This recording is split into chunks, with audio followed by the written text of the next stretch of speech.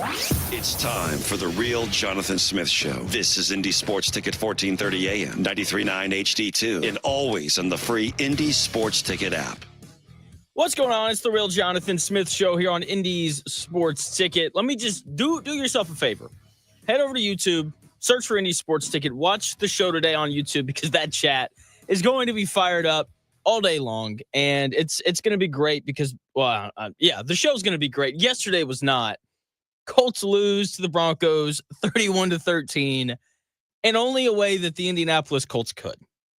I made jokes last week about the Colts beating the Broncos and then losing to the Titans or the Jags or the Giants to cost them a playoff spot, right? Because that just seemed like a very Colts thing that would happen. For some reason, though, yesterday kind of feels like the same thing. Yesterday's game against the Broncos fully encapsulates who this Indianapolis Colts team has been over the last 4 years with this roster. The Colts were unable to beat the Broncos yesterday, and for the fourth year in a row, unable to make the playoffs. And my take is, this is who the Colts are.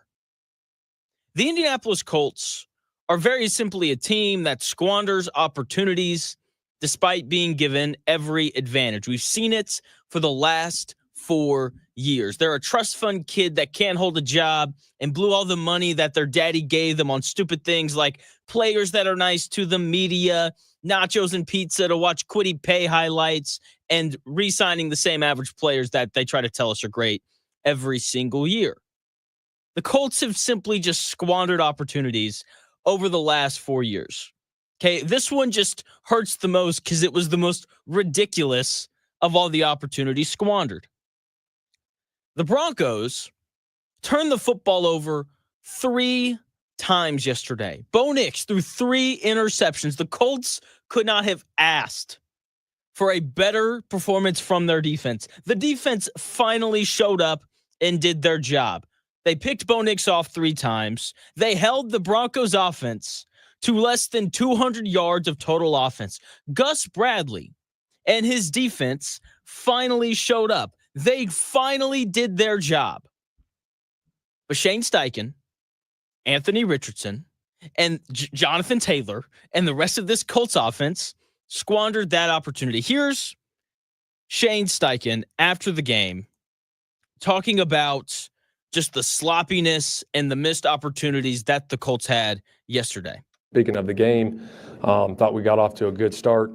Obviously, we had our chances. We had a lot of turnovers, a lot of penalties. We got to be great with our fundamentals and technique on those things. I thought our defense played tremendous all game. They kept us in it the whole time. But we had the turnovers that killed us. Shane Steichen right there, just telling the very simple truth. Turnovers and penalties. They turned the football over 5 times yesterday. Once on Jonathan Taylor dropping the ball before scoring, that would have made the game, 20-7. Colts would have been up by 2 touchdowns, probably would have cruised from there. But no, Jonathan Taylor just decides to be lazy and drop the football. And then another time they turned it over on the dumbest play call I have ever seen, and it resulted in a pick 6. They committed 8 penalties. They were bad, sloppy, lazy. It was bad. The offense, once again, the defense was great. They did their job. But here's the thing, and the part that I think makes it so frustrating for Colts fans is that it's not just this year. It's not just this year that we've seen the Colts waste opportunities. We've seen this repeatedly since Phillip Rivers retired, right? So this year we have the debacle that was yesterday. Last year, we've got Gardner Minshew throwing Tyler Goodson, not Jonathan Taylor, a swing pass that would have won them the division for the first time in 9 years, but Tyler Goodson dropped it, right? And that wasn't the only squandered opportunity that the Colts had to make the playoffs last year. They also lost to the Taylor Heineke-led Falcons, who finished 7-10, and they lost to the Jake Browning-led Bengals. If they win those 2 games against backup quarterbacks, then Week 18 last year against the Texans wouldn't have even mattered.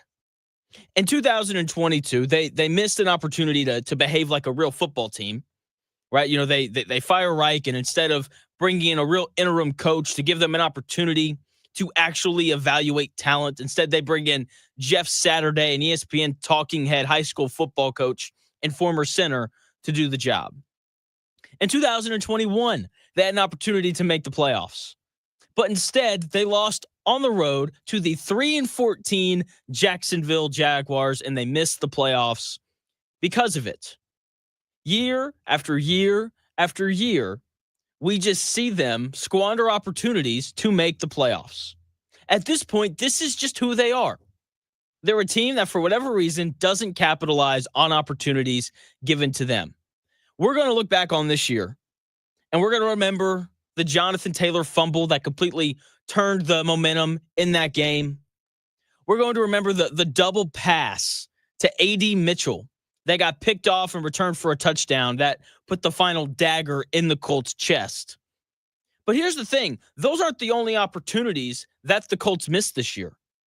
Like, we aren't going to remember losing to the Packers 16-10 when they didn't play Jordan Love. We aren't going to remember losing on the road to the Jacksonville Jaguars, one of the worst teams in the NFL, 37-34, despite winning the turnover battle. This is who the Colts are. They lose games that they aren't supposed to. Because look, if the Colts win those two games against a bad team and a bad backup quarterback, then they'd still be in a great spot to make the playoffs. But once again, this is who the Colts are. They squander opportunities. When they're given opportunities, they never take advantage of them. And that was on full display yesterday. The biggest stat, like if I wanted to be Mr. Box Score, which I'm usually not, this is the stat that I would pull and I would point to people and be like, this is why the Colts lost. Bo Nix threw 3 interceptions yesterday. The Colts scored 3 points off of those turnovers. The first one, the Colts respond with a field goal. The next 2, the Colts responded by giving the ball back via a fumble. This is who the Colts are. They just can't have nice things. Like, this is just a team that never takes advantage of the opportunities that are given to them.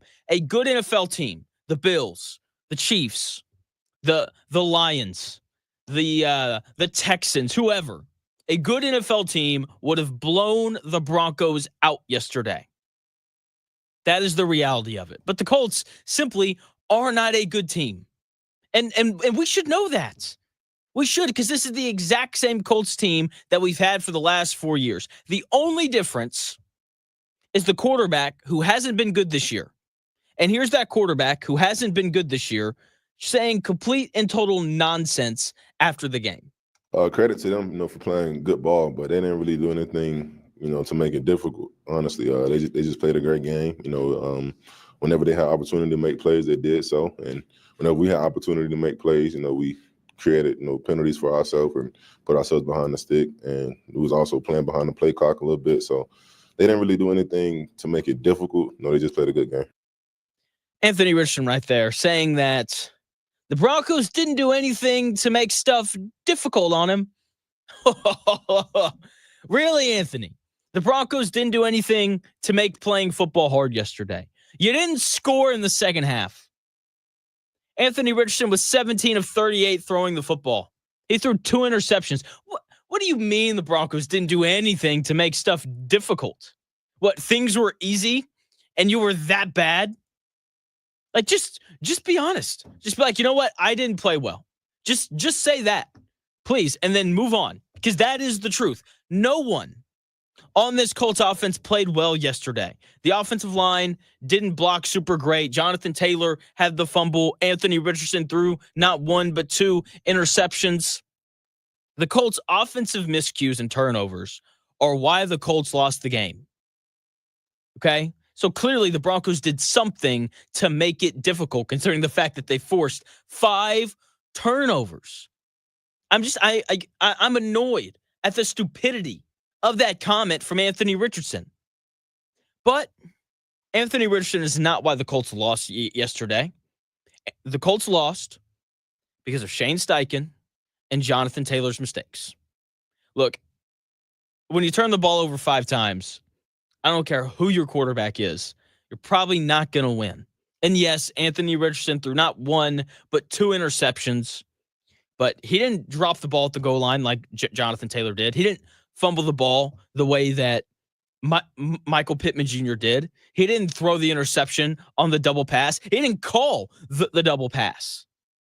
The Colts lost yesterday because of Shane Steichen and Jonathan Taylor, not Anthony Richardson, even though Anthony Richardson wasn't very good. 2 things can be true.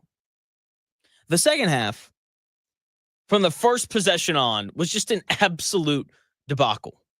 The Colts didn't have a possession that lasted longer than 5 plays, except for their final drive of the game, with which the game was already over. As we all know, the Colts come out, they get a stop, and they hand the ball off to Jonathan Taylor. And it's just a beautiful, big hole, and he takes off, bursts through it, comes out the other side, and it's like, 20-13, 20-7. We're up by 13, let's go. And then he does the thing that nobody will ever understand. Okay, he fumbles the ball while walking into the end zone. And I texted Philip Lindsay about it, and I just kind of asked him, I was like, did you ever do this? Like, did you ever drop the ball? And here's what he said. He said, quote, "Man, always finish through. I will say what happens is you ease up, people stop running after you, and you relax." And which I get. Like, and that's clearly what happened. He just relaxed and he dropped the ball too early. Doesn't matter. Like, hold on to that puppy. Like, run through the back of the end zone and then let it go. Like, seriously. Like this is something that like high school kids should do. But no, apparently this is something that NFL players do. We saw it not once, but twice yesterday. Jonathan Taylor did it, and a guy playing for the Bengals, he did it as well. So Jonathan Taylor runs into the end zone. He drops it. Ball rolls out of bounds. And then the ball goes back to Denver. It sucked. And that will be one of the 2 plays remembered. But that play, Jonathan Taylor fumbling the football and rolling out of the back of the end zone, it sucked. It shifted momentum. We're going to remember that play. It was a big play. But that's not why the Colts lost. Here's Anthony Richardson after the game explaining why that Jonathan Taylor fumble wasn't why they lost. Nah, I don't think so. I think it was just the penalties, just being behind the sticks, having 3rd and 15 twice in a row, 2nd and long, those are hard to convert in this league, because playing a good defense like that, it's hard to convert things like that. So JT's play doesn't, determine whether or not we lose or not, because I also threw 2 interceptions, so we can also look at that as well. But, we just got to just clean it up. Anthony Richardson right there talking about the Jonathan Taylor fumble. And look, Anthony Richardson is exactly right. Did that Jonathan Taylor fumble suck? Yes. Did it shift momentum entirely? Yes. But the Colts didn't lose because of what Jonathan Taylor did. The Colts had 4 possessions after that play where they had opportunities to go down the field, score, and build their lead. And they didn't. And penalties were a large part of that. Once again, 8 penalties on the day. Well, the Colts offense did nothing but crap on themselves for the entire second half. The Colts defense responded for most of it. And it was honestly really impressive. I'm very surprised that this Colts defense didn't just roll over. The defense played well. They responded. They consistently got stops. They picked Bo Nix off again. And it was 13-7. And the Colts had the ball on their own 31. They had an opportunity, up 13-7, to move the ball down the field, kick a field goal, go up by 2 scores, score another touchdown, go back up by 13. But Michael Pittman Jr., another leader on this team like Jonathan Taylor, gets hit in the flat, turns upfield, gets absolutely crushed, and he fumbled the ball on the first play of the drive. Broncos get the ball back at their own, 35 or whatever. They kick a field goal. It's, 13-10. And it was, and then eventually the Colts give up a touch. It was bad.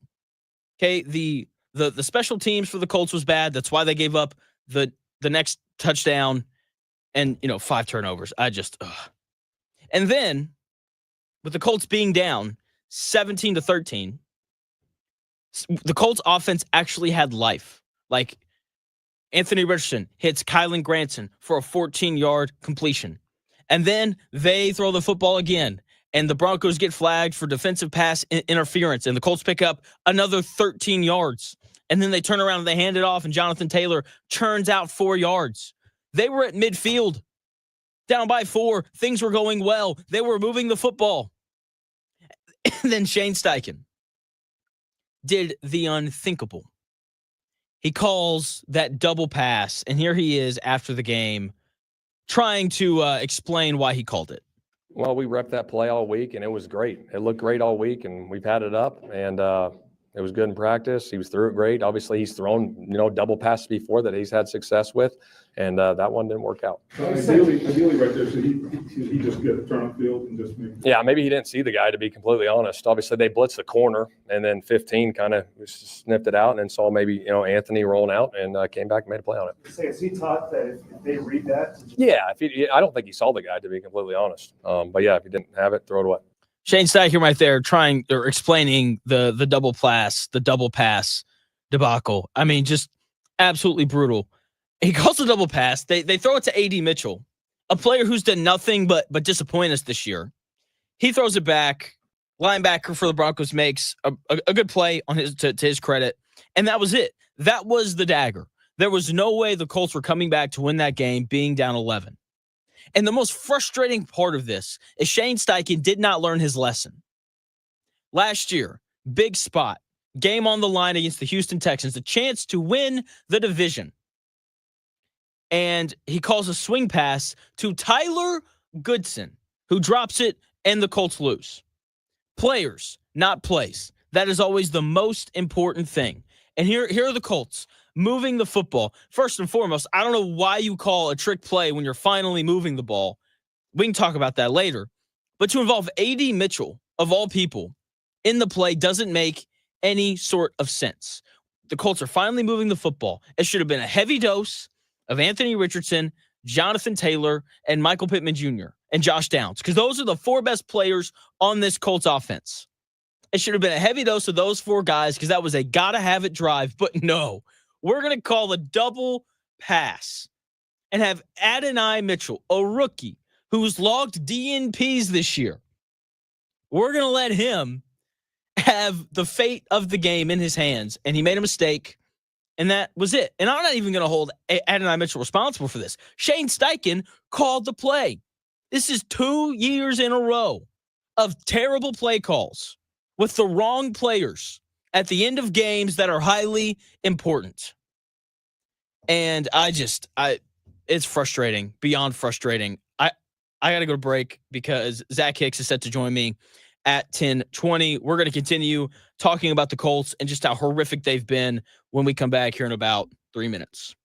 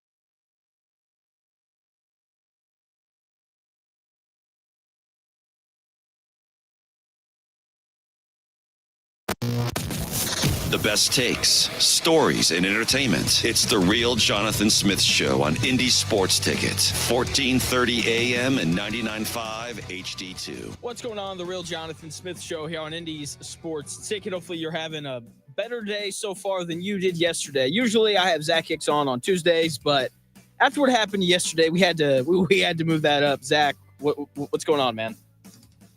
Oh, I'm having a good time right now, man. Like, obviously, after everything that happened yesterday, it's been a very great day for me, but I appreciate you having me on today. You got it, man. Where do you want to start? Let me just ask you. Where do you want to start? Do you want to start with Jonathan Taylor? Do you want to start with the Shane Steichen call? Do you want to start with the Colts suck? Where do you want to start? I mean, I think we should just start with something that. So basically, I did my final pregame episode for Locked On Colts on Friday, prior to the game on Sunday, and my closing remark. And again, I didn't think that the game was going to go the way it went, but my closing remark on what was going to happen in this game was the Colts have told us constantly all season long what kind of team they are. They have told us they are not a team that can string together 4 good quarters, not a team that can consistently not shoot themselves in the foot. And they are just not a team that is capable of winning games like this against good teams. So that's why I picked the Broncos to win the game. Now, did I anticipate this? No, I did not. I'm not trying to come on here and toot my own horn and say, oh, yeah, I anticipated all this happening. But look, the Colts have told us all season long what kind of team they are. I mean, even in their best games, like their biggest wins and their best moments. I mean, the Jets game, for instance, fantastic first quarter, horrendous second and third quarter, but then they came back in the fourth. The Patriots game, good first quarter-ish on offense, but came back in the fourth quarter, but were terrible in between that. So they came out on Sunday, fantastic first quarter, arguably their best first quarter of the season. I mean, everything was going perfect. It looked great. Honestly, halfway through the second quarter, it was still going really well. You can even argue the first half overall was fine because they took a lead into halftime, but then the rails, it just derailed completely. And while I'm not saying that they're a team that constantly drops the ball at the goal line or has trick plays intercepted and has 6 turnovers in the game, like, I'm not saying that that's what they've told us they are all season, but they have told us constantly this season they are a team that cannot play 4 quarters of good football on both sides of the ball. They simply can't do it. And they told us this all year. And I'm a big proponent of when someone tells you who they are constantly, just believe them. Just believe them. That's what the Colts are this season. They were an inconsistent team with high highs and low lows, but there's been a lot more low lows than high highs this season with this team. And yeah, man, like we can blame everyone for it. Like there's nobody absolved of blame here. There's blame to go for the general manager, blame for the head coach, blame for the quarterback, blame for every other player on the team, because it's not just one person. So I don't know if they're going to make a scapegoat out of somebody in this offseason or what, but it starts at the top and it goes throughout the whole thing. Like it's just everyone, man. Like it's not like it's just one player letting them down or one coach letting them down or one general manager letting them down. It's everybody in the organization. It's just been the constant theme of this team all season long. So yeah, I don't know where they go. I mean, I was flabbergasted on Twitter after the game. It's like, where do you go from here? What do you hang your hat on going forward? Like, what's the optimism with this team going into the offseason? Because even if they win these last 3 games and, oh, yay, we finished 9-8 and darn, we just missed the playoffs. Like, what are you excited about going into next season?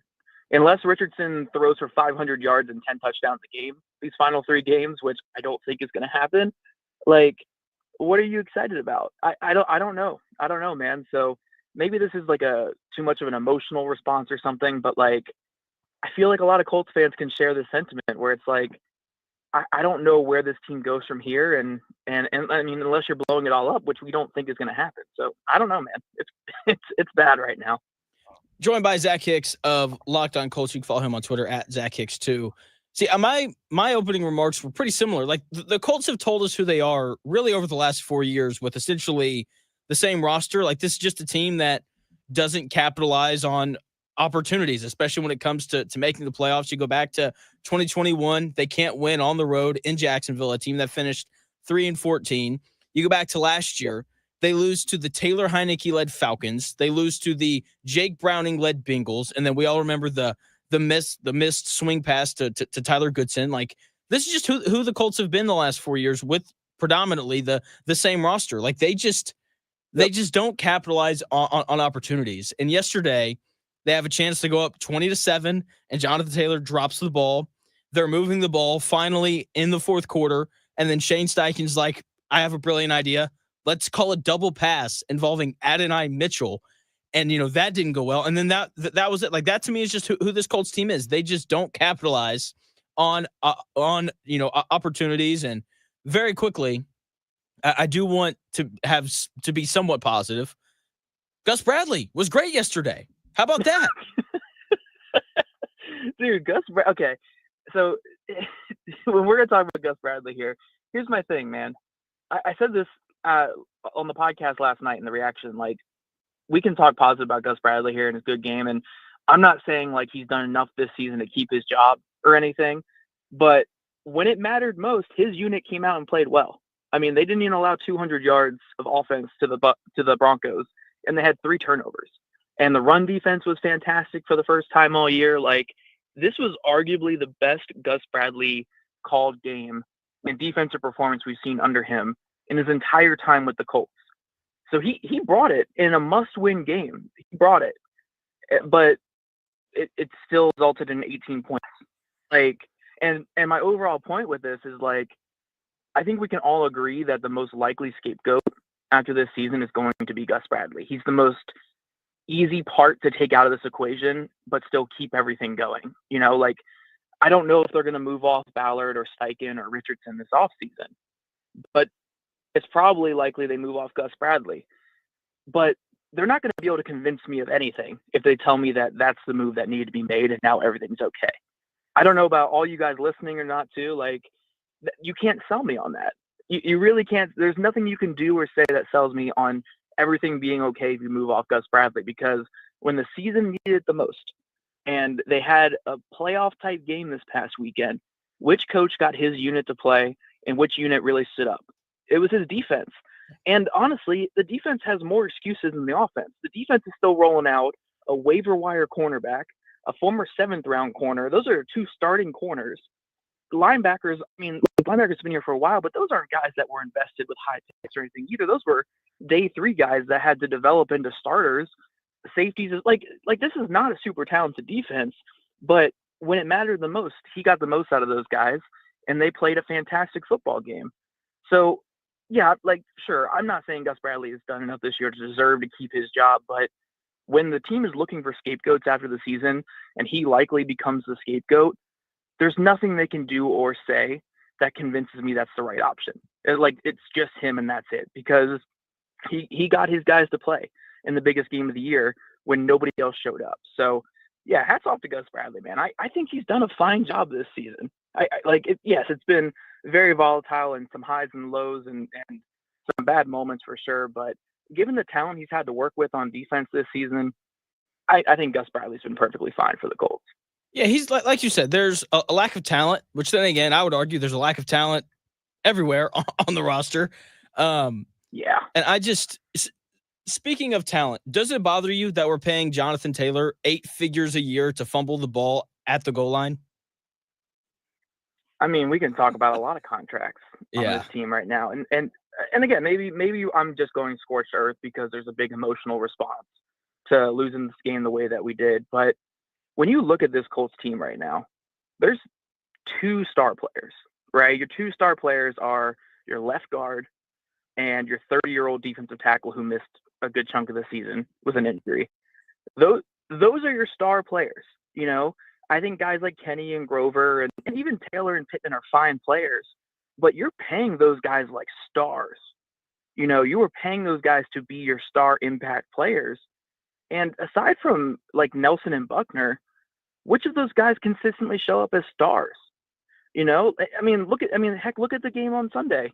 The 2 highest paid players on offense, not named Quentin Nelson, that were out there, Jonathan Taylor and Michael Pittman Jr., were 2 of the biggest issues on the field, with Pittman dropping or fumbling the ball after a big turnover by the defense, And then obviously Jonathan Taylor dropping the ball on the goal line.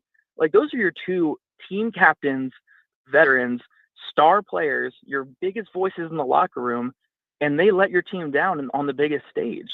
Like, what is this? Like, what are we doing here? You know, like, these are, like, star players are supposed to make the average play into a fantastic play and win moments that shouldn't be won. You know, they're supposed to be game-changing players for the good, but these were both game-changing players for the bad on Sunday, and a game they needed to win. So, yeah, I look at this roster, man,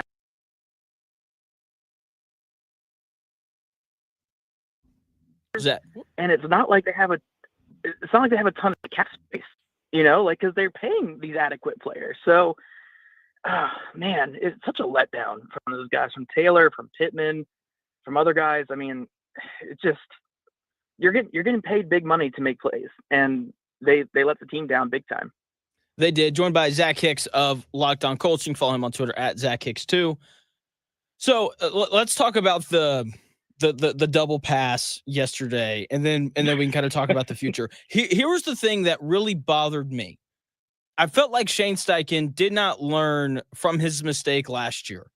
You know, like the swing pass to Tyler Goodson really bothered me, because I think a quote that I'll never forget, it's from Nick Saban. He was like, when games are close and you're in big games, you think about players, not plays. And, you know, last year they throw the swing pass to Tyler Goodson. Probably should have been like Jonathan Taylor, or like put Josh Downs in the backfield or something, right? And then this year, first and foremost, the Colts are finally moving the ball. Like, they're at midfield. The offense finally has some sort of rhythm. And then you call that. And more importantly, like, you involve Adonai Mitchell, a guy who's like logged games this year with 0 targets and zero catches. Like, that is just the last guy that I want to go to in a big spot, because the Colts really needed to score there. And it looked like they had momentum. That was the most frustrating part of it for me. I didn't feel like Steichen learned from his mistake last year. What did you kind of make of the play? Yeah, it was just too cute at that time. I mean, your offense was faltering for 2 quarters before that. You could have maybe whipped it out before it was a must-win drive. And we can also talk about the execution too. Like, the whole pick doesn't even happen if Bernhard Raimann just completes his block. I don't know why you let go of Bonito there. I don't know what the thinking was on that, but yeah, just a mess of a play. And it's an embarrassing look too. Like, again, you're trying to be a serious NFL team that's trying to push for a playoff spot, and you're dropping the ball at the 1-yard line. You're fumbling easy catches. You're throwing pick sixes on throwback passes. Like, they had the worst second half by EPA per play in like the history of football or something, or since EPA per play became a thing. I think I saw that stat out there. Like, it's just everything, man. So yeah, the double pass kind of encapsulated the whole day and just kind of put a really disgusting bow on it. But there's so many things to complain about. It's like, I don't know, just too cute from Steichen. I wish he would, like, I think he's a fine play caller, but I don't think he's really learning much from his mistakes this season. Yeah. And I don't think he's building off of positives. And I think we keep seeing the same mistakes over and over from him. And it kind of lessens your, you know, how much faith you have in him going forward. When you keep seeing the same mistakes over and over again from him, it's like, all right, man, is this just who you are? Like, we said it with the team. Like, you know, when someone keeps telling you who they are over and over again, like, you got to believe them. And maybe this is just who Steichen is, man. Maybe he's just too cute at sometimes and makes the same mistakes and just leads the team to being this way. So I don't know, man. I don't know. I'm kind of like, I know I'm saying a lot here, but I feel kind of speechless at times too with how this team performed. It was just an utterly embarrassing game on Sunday. It was. Joined by Zach Hicks of Locked On Colts. You can follow him on Twitter at Zach Hicks2. So for me, I think the future of the Colts is, I know what I would do. I would blow it up. I would fire Ballard. I feel like if you fire Ballard, you have to fire Steichen, even though if they wanted to give him one more year, I'd understand it. Depending on where the Colts draft, I'd probably hold on to Anthony Richardson because it's a really bad quarterback class. But when you look at the better players on this Colts roster, they're not old, but they're old enough that they don't need to be around for another rebuild. Like Michael Pittman Jr. is 27, Jonathan Taylor's 25. His eyesight's gone. Apparently, his grip strength is terrible. Quentin Nelson's 28. DeForest Buckner's 30. Grover Stewart's 31. Kenny Moore's 29. Zaire Franklin's 28. EJ Speed's 29. Like all of those players, first and foremost, those are the Colts' better players. And like they're too old to be around for another 5-year rebuild. So if I was the Colts, I would blow it up. Yeah, I think for me personally, I think there's one of two options, or you could pick one of these two options. And unfortunately, again, knowing the Colts, I think it'll be like the middle of the two, which is the worst thing you could do. But my options would either be blow it all up, like you said. And when I say blow it up, I mean no Steichen, no Ballard. I mean, heck, you bring in a veteran quarterback and say, like, whoever's better in camp, we give it to him between that veteran and Richardson or whatever the new coach and GM wants, honestly. Like, at this point, it's just try to salvage what you can with the team. Or you do give Ballard and Steichen and Richardson one more year, but you tell them, like, hey, you need to make the playoffs this next season at the very least to keep your jobs going forward. Because if not, everyone's gone. Like, you give them one more year and you tell Ballard, like, hey, this year, actually try to make the playoffs or you're gone, you know? So I don't care if you have to mortgage future capital, mortgage salary cap, whatever. And maybe that's the wrong thing, giving it to like a quote unquote, like lame duck general manager. But like, I think Ballard can build a fine football team, but I need him to take risks and go for big moves and try to add some star power to this team. And maybe just like telling him you have one more chance left can finally get that under. Like, have you ever seen a TV show where it's like a TV show is like not very good the first season or two, and then you threaten it with cancellation, and all of a sudden it becomes a fantastic television show because the writers are trying all these new things that they never wanted to try before because, oh man, we might get canceled if we don't really capture something.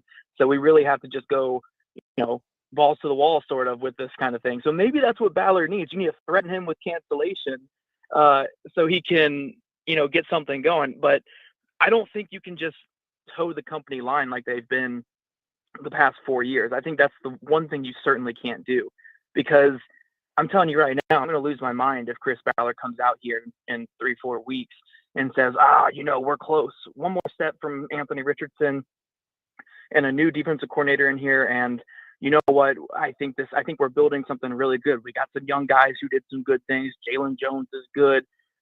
You know, Adonai Mitchell didn't have a great year, but all receivers don't have a great first year. Like, I can't buy that, man. I can't buy the company line again. Like, I've been struggling to sell myself on it the last 2 years. I'm not going to sell myself on it again. So there has to be some kind of change.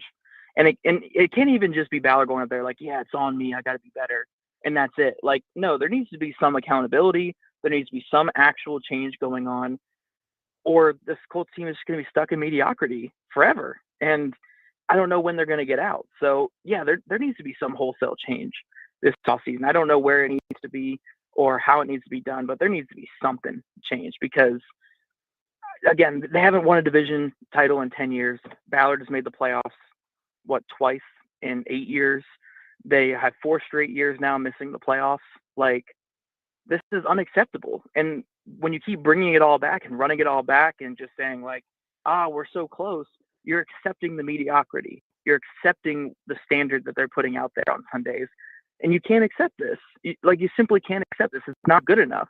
And the fans and the organization deserves better. So yeah, there needs to be a lot of changes. I don't know if it's fully blow it all up, but they're at the very least need to be told like, look, if you don't get it together next year, like, everyone's gone. Like, I don't care. Like, regardless of circumstance, I don't care if someone gets hurt. I don't care if something, like, it's now or never. And maybe that's what it is, or you just blow it up. I don't care either way, but there needs to be some kind of change. Joined by Zach Hicks of Locked On Colts, talking about the future of the Indianapolis Colts. I'm with you. Like, if they want to give him one more year, I don't know. I just, like you said, like, it's been 8 years. They've made the playoffs twice. Shane Steichen, like you said, it doesn't feel like he's really learning from his mistakes.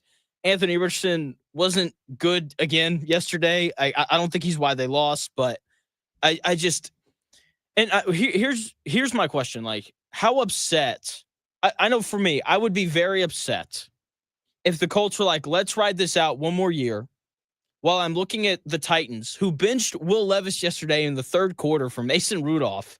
Pretty clear that they're going to move on. Like that would really frustrate me. Like we're really going to put up with this for another year while a team in our division is moving off their guy way quicker than we are. Like, how do you think, I guess, people would respond to that? I don't know how much like the Levis thing would play into it, but I'm talking like even if there is that, like I said, threatening cancellation on Ballard thing, and you give him one more year, I don't think fans are really going to accept it. You know, I really do think fans are out for blood right now, and I really can't fault them for it. Like again, it's how look, realistically, Chris Ballard should have been gone in 2022. There was simply no excuse to bring him back after that 2022 season. But when you did bring him back, and he brought back his entire same roster again for the next 2 seasons, there needed to be some kind of turnaround. And to a degree there was. Like, they got back up from being a basement dweller to mediocre again. But again, it'd be one thing if we saw a glimmer of hope. Like, there was certainly a route this season where the Colts could have missed the playoffs, and we still could be feeling optimistic about this team. Heck, look at last year. The Colts missed the playoffs, but we felt fairly optimistic. Like, Steichen had some good moments. They got to the brink of the playoffs with a backup quarterback.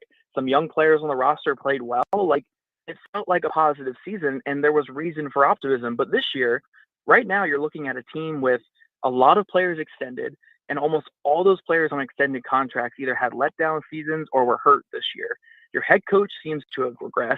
Your young quarterback is not taking positive steps forward, or if he is, they're very, very minimal. He looks like he regressed over last season. And what is there a reason to be optimistic about going into this offseason? Like, I don't think you can sell bringing everybody back right now to fans. Like, I don't know how you can paint the picture to fans. And I don't even think throwing Gus Bradley at them and saying, okay, cool, we'll get rid of him, I don't think that's going to, like, quell the anger, you know? So I don't know. I don't know how that, like, to me personally, I feel like, yeah, you got to, like, right the mistake you made in 2022 and finally get rid of Ballard, which would mean getting rid of Steichen and Richardson, who I'm not fully out on both of them, but I would gladly sacrifice both to move on from Chris Ballard, because it is time for that reset. It's time for them to make a lot of moves here, but I just don't know if it's going to happen, especially if they finish 9-8. If they win these last 3 games and they can go up there and say they had a winning season and they're so close, I don't know if changes will come, but I feel like changes have to come. I don't know. I don't know with this team, man. I'm saying a lot of I don't know on this episode today. I'm with you, because I think that part of the issue, once again, joined by Zach Hicks of Locked On Colts. You can follow him on Twitter at Zach Hicks too. Part of the issue is Jim Irsay. Like, he's, had some health issues, and it feels like he's been kind of absent. How does his, I don't know how to word this properly. Let's call it an absence. How does his, it seems like he's more concerned, or he thinks more about the former Colts teams that were really good than he does this current team. How does that impact what you think is going to happen with the Colts this year? I don't know how much that mindset really impacts it, but I think the big thing with Jim Irsay is how much he believes in Chris Ballard. And I don't know what'll ever get him off of that. Like, maybe another, like, 2022 type of season, but heck, if you kept him after 2022, is there anything you could really do to where you do get rid of him? I mean, because I think Irsay is very much someone who you can sell him on the potential if it's not a dreadful season. And for all this complaints that we're having right now, like, this team's going to finish at least with 8 wins this season. Like, maybe they lose to the Titans this weekend, but they're not going to lose to the Giants or the Jaguars. Like, the Giants and Jaguars are starting Tim Boyle and Mac Jones at quarterback. They're not losing to those teams in the last 2 games. So they're going to finish like 8-9 wins. And from what we know from Jim Irsay's history, and again, like, how loyal he is to keeping his guys for a long time, I don't know if he's going to change off that. And maybe it is because he's too focused looking back on the past, but I also think he's someone who really values relationships and clings too hard to those personal relationships he has with people. Like, Chris Ballard, he views like a son, basically. But when he made the change at head coach in 2022, who did he go to? He went to a buddy of his and Jeff Saturday. So it's very much personal, like friendships are a big thing for him, and he's very close with Chris Ballard. So I don't know if that changes at all. But yeah, it kind of is what it is. I mean, Irsay is kind of erratic at times, so maybe he steps in and just cleans house and then steps out again. But I think it's far more likely that he's just kind of hands all over to his buddy Chris Ballard and lets Ballard continue to do his thing like he's done the last 8 years. If joined by Zach Hicks of Locked On Colts, so the Colts still have a chance to make the playoffs. The Chargers would have to charger harder than they've ever chargered, in order for that to happen. But Justin Herbert got rolled up on again. Dobbins is out for the year. Like there's a world where it happens. Do you think that if the Colts win out and the Chargers do the unthinkable and lose 2 of their next 3? Do you think that changes how people feel about the Colts, or do you still think that these feelings around the Colts would stay the same? They would have to bludgeon these next 3 teams. Like I'm talking like 40-point wins for that to change anything for me. Like I would need them to just destroy these next 3 games for me to feel anything the rest of the season. But like you said, there's always a way that the Chargers could charger. They seem to do it all the time. They might be the most cursed franchise in the history of the sport. Yeah. But if I know anything about the Colts, dude, if we're going into week 18 and we need to beat the Jaguars and Mac Jones to make the playoffs, you really think this team is going to come up for that game? You think the Colts are going to step up for that game? That's going to be a 20-point loss. Like, for sure. Yeah. They lost to the 3-win Jaguars in 2021, and it wasn't even particularly close. That was a beatdown loss. That's exactly With right. the chance to make the playoffs. So, I mean, come on. And it's just who this team is. So, like, yes, the Chargers could charger. They've done it before. But, again, this Colts team has told us who they are. Do we think that they're, even in these last 3 games against basement dweller teams, do we think the Colts are going to put together 4 good quarters in any of these games? No. I don't think so. We haven't seen them do it. We haven't seen them do it at all this year. And it's not like they've only played good teams. Like, yes, they have played a lot of good teams this year. They're 1-7 against teams above 500, and clearly they haven't shown out in any of those games. But they've played the Bears. They've played the Jaguars. They've played the Titans. Like, they've played bad teams. It's not like we've seen 4 good quarters. They played the Patriots, and they won by 1. Like, we're not seeing 4 good quarters out of this team, even against bad teams. So even if the Chargers do charger, like, the Colts are going to Colt. That's right. That's what's going to happen. Yeah, that was my joke last week. I was like, they're going to beat the Broncos and then lose to the Giants in Week 18 or something like that. But they're just like, nah, let's just do it early. Let's just be the Colts even earlier this season and lose. Zach, thanks for your time, man. As always, dude, you were great. Of course, man. Anytime. See you. That is Zach Hicks. Follow him on Twitter at Zach Hicks2 and check out the Locked On Colts podcast wherever you get your podcast. Coming up at 11, Joe Jackson's going to join. We're going to talk a little college basketball. But when we come back here in a couple minutes, we're going to continue talking about the Colts.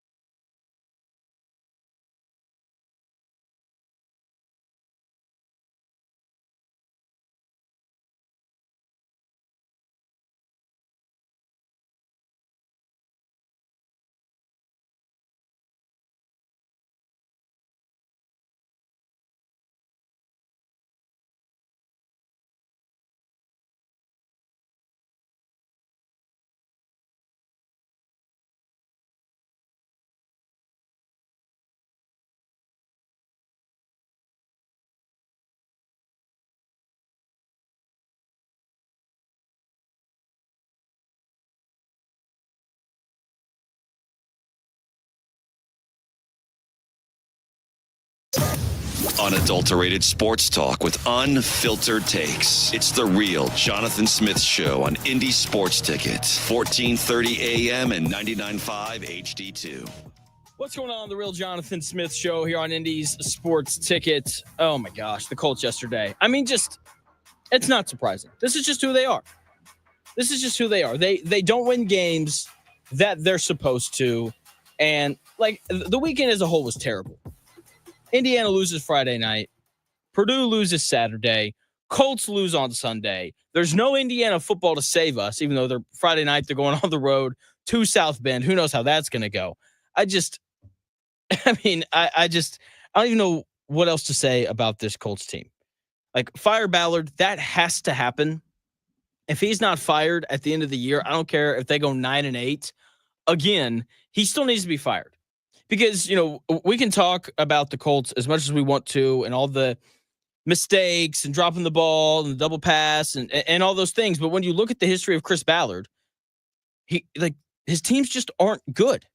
Like, he doesn't draft elite talent anywhere. He drafts good talent, and good talent gives you 9-8.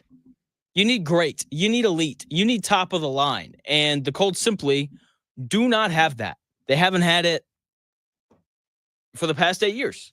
Outside of Luck. Until he retired, they have not had elite talent anywhere, except for at the left guard position, which is important because if you want to run the ball, you need to have good guards and good push on the interior and all those things. But aside from that, like the Colts haven't drafted any irreplaceable players.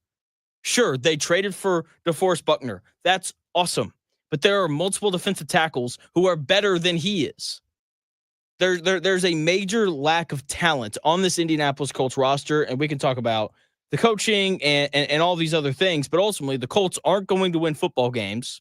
They aren't going to beat good teams until they figure out a way to acquire elite talent. And Chris Ballard has been incapable of figuring that out over the past few years. And as long as that continues, the Colts will continue to lose a lot of games. And that's just the reality of what's going on. We're going to take a short break from the Colts conversation. When we come back here in about 4 minutes, Joe Jackson is going to join the show, and we're going to talk Indiana basketball, Purdue basketball, along with the rest of the Big Ten. Joe always does a great job. He's joining me here in about 4 minutes.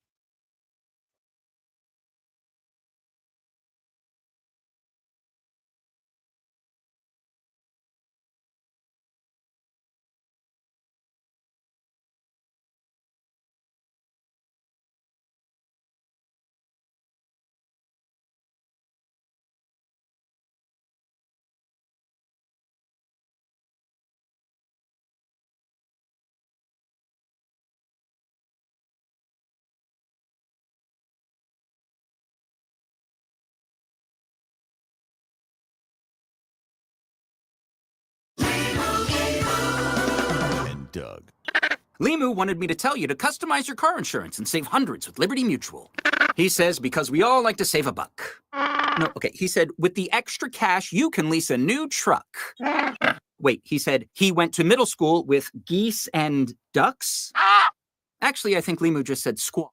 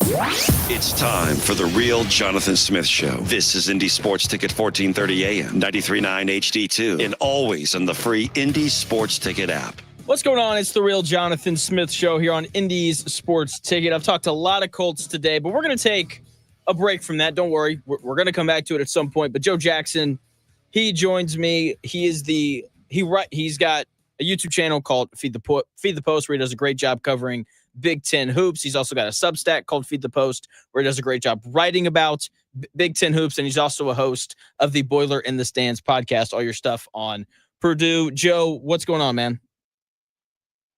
Yeah, I'm doing good. I appreciate you having me on. It's been a lot of college hoops over the past few weeks. I'm excited to talk about it. Man, me too. Let's start with Indiana, who has now lost to Nebraska 4 times in the calendar year of 2024 by an average of like 18 points. It's been really ugly for them. Like, Indiana obviously doesn't expect to lose to Nebraska that often.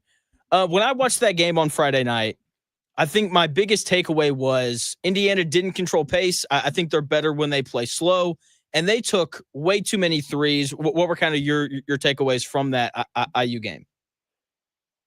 I mean, yeah, that's a tough matchup for IU in terms of Nebraska their entire defense is focused on forcing teams to take threes, right? Like, that is over 50% of the shots that they allow is from 3-point land. That was no different in the Indiana game. Now, Indiana's shooting the ball a bit better this year. They obviously aren't taking a lot of threes aside from that Nebraska game. It was unfortunate that was the game that they went super cold from 3, 8 of 35. A lot of that is, I think, also because Mbako, he only plays 13 minutes because of foul trouble. So you have he's probably their best shooter, second best shooter. He's not on the floor. And yeah, they're just out of sorts, and the defense hasn't been good. Honestly, the defense has been pretty bad, so that the offense has to be good to give them a chance. Then they miss open threes against Nebraska, and that's kind of how you lose by 17 on the road. That's exactly right. And Nebraska shot 57% from 3, 8 of 14. Well, here's the other thing. Like, Nebraska's also really good. Like, Fred Hoiberg is always going to have good teams because he's just a really good coach. But Indiana's struggled against the better teams that they've played. Like, they get blown out by Gonzaga. They beat South Carolina, but they're not super great. Like, when they've played non-group of 5 teams, like, they've struggled a bit. Why do you think that is? Is that just because of the defense, or are there other things kind of involved in that? I think the defense is the main thing. The offense is by no means perfect. And on the offensive side specifically, like, Miles Rice has to be consistent. He had that big stretch against Nebraska where he basically single-handedly brought IU back to 1 point, or maybe they were even leading within that little stretch. To me, he's still the best player on the team, or he needs to be the best player on this team for Indiana to, like, fully reach their ceiling of he can set the floor for everybody. He can still go get his own bucket. But the defense is just, like, it's just been not good. Ballo's been solid protecting the rim. And they've started switching more like, hey, Ballo at the 5 with, like, Goody at the 4. It's just, like, I feel like IU doesn't have a ton of dudes that move super well laterally. Rice, Galloway, or probably even Carlisle, like, are kind of the ones that can. Aside from that, it's like they don't move well, and our teams are just able to dribble drive against them the whole time. And then it's just been a tough go, aside from Ballo's some, of just, like, being able to control the paint, not allow shots at the rim, and teams have been able to get whatever they want against IU, and that's just, I don't think, something that IU can live with. Yeah, I mean, when you're, against Nebraska shot like 63% from the floor, which is absurd. You're not going to beat anyone when you do that. Joined by Joe Jackson, host of the Feed the Post YouTube channel, also writes on the Feed the Post Substack, and he's also a host of the Boiler in the Stands podcast. So you mentioned Miles Rice, who's been good for them, or was good for them against Nebraska. But aside from that, like, he was good against South Carolina, really struggled in the Bahamas. What do you think was the difference for him? Like why did he play well against Nebraska, but struggled against Gonzaga and Providence and those other teams? I think it just comes down to simple aggression of, if he's able to, like, I think he is more than talented enough to be a top-tier point guard in the Big Ten. In the Big Ten that has a lot of good point guards. Miles Rice has the talent to be in that mix. You see it in that stretch. Like, he needs to be able to control the pace that he wants to play. And I think it all starts for him of getting downhill. And he felt like one of the few guys for Indiana that really could kind of get on the interior, get inside the paint. And then you get some kickouts from there. I know he only had 1 assist, but just his ability to, I think, get downhill, get to the mid-range, create his own shot against a Nebraska defense that, right, if you set a lot of screens in that, they're going to trap, they're going to high hedge, they're going to make you get rid of the ball. Miles Rice is the dude that can just kind of go and create. Now, he has to do it consistently. Like you said, he struggled in the Bahamas, and then he really, really did, right? 11 points between the 3 games. He had 6 assists last game, but only 1 apiece in the first 2 where they got blown out. He's got to be the dude that can push the pace when they need to, and just set up the offense, right? Galloway's been solid in that, but when Rice is going, you really have to treat him as a 3-level scorer right now. He's shooting the ball really well from 3. Still know that he's a really good facilitator and playmaker, and that's when teams can struggle guarding IU, because then it's Rice is creating it. It's either like a kick out to Mbako or a dump down to Ballo or Renew, or Rice is just taking it, and that would be like the best formula in my opinion. Yeah, I like them when they play a little bit slower. Like that, I think was my biggest takeaway from that game against Nebraska. Like, the game was up and down. They were just kind of running and chucking threes. I feel like they're a lot better when the ball touches the paint, which is every offense. But specifically with Renew, who was really good on the block last year, how do you think he kind of filters into their offense? Yeah, I mean, he's a guy that you can just throw the ball and say, hey, he go score. And sometimes it's as simple as that. It's like, yeah, he's just going to go get you a bucket. He's done a much better job this year shooting at the free throw line too, because he's getting fouled a bunch. Really, really good on the interior. We know he's not really a shooter. He'll knock down a couple more this year, but defenses aren't going to care about that. But I really like what he brings offensively. He can be this small ball 5 that can take bigs off the dribble if needed. He can post up smaller 4s or smaller 5s, and you can just run him that way. He can be a pick and roll guy. He has really good passing skills for his size too. Like, he's one of the better passers on the team probably. And so when you kind of lump that all together, you get this guy that, even though he can't shoot, he's still pretty flexible in terms of what he's able to do offensively. Like I said, post ups, pick and rolls, even just catch and drive. Like, you can kind of put him anywhere on the floor, and more often than not, he's going to be able to go and make a play. And even that's like really regardless of who's on the floor with him, whether Renew's at the 4 or the 5, he's just going to find ways to be able to carve up defenses. Joined by Joe Jackson of the Feed the Post YouTube and Substack, also a host of the Boiler in the Stands podcast. So I want to switch over to Purdue now. So, Joe, I married into a Purdue family. My wife went there. My mother and father-in-law went there. All of my in-laws went there, really. It's kind of absurd. So I watch a lot of Purdue hoops. And I think their ceiling this year is pretty clear. I think they're severely undersized. I don't think they're very athletic. And I think that for them, the recipe to winning games is shoot the ball really well from 3 and don't turn it over. Is that kind of how you feel about them this year? Yeah, that's pretty much it, right? And Trey Kaufman-Renn has started to emerge, but he's also still been working through some struggles.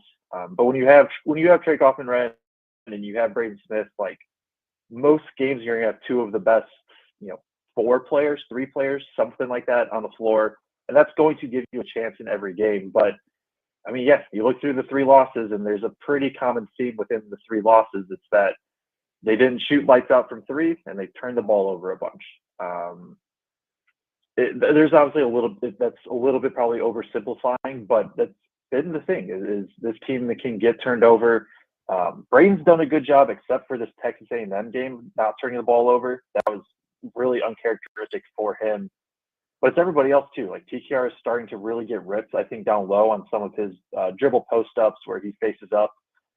He had 5 turnovers against A&M, 7 against Penn State.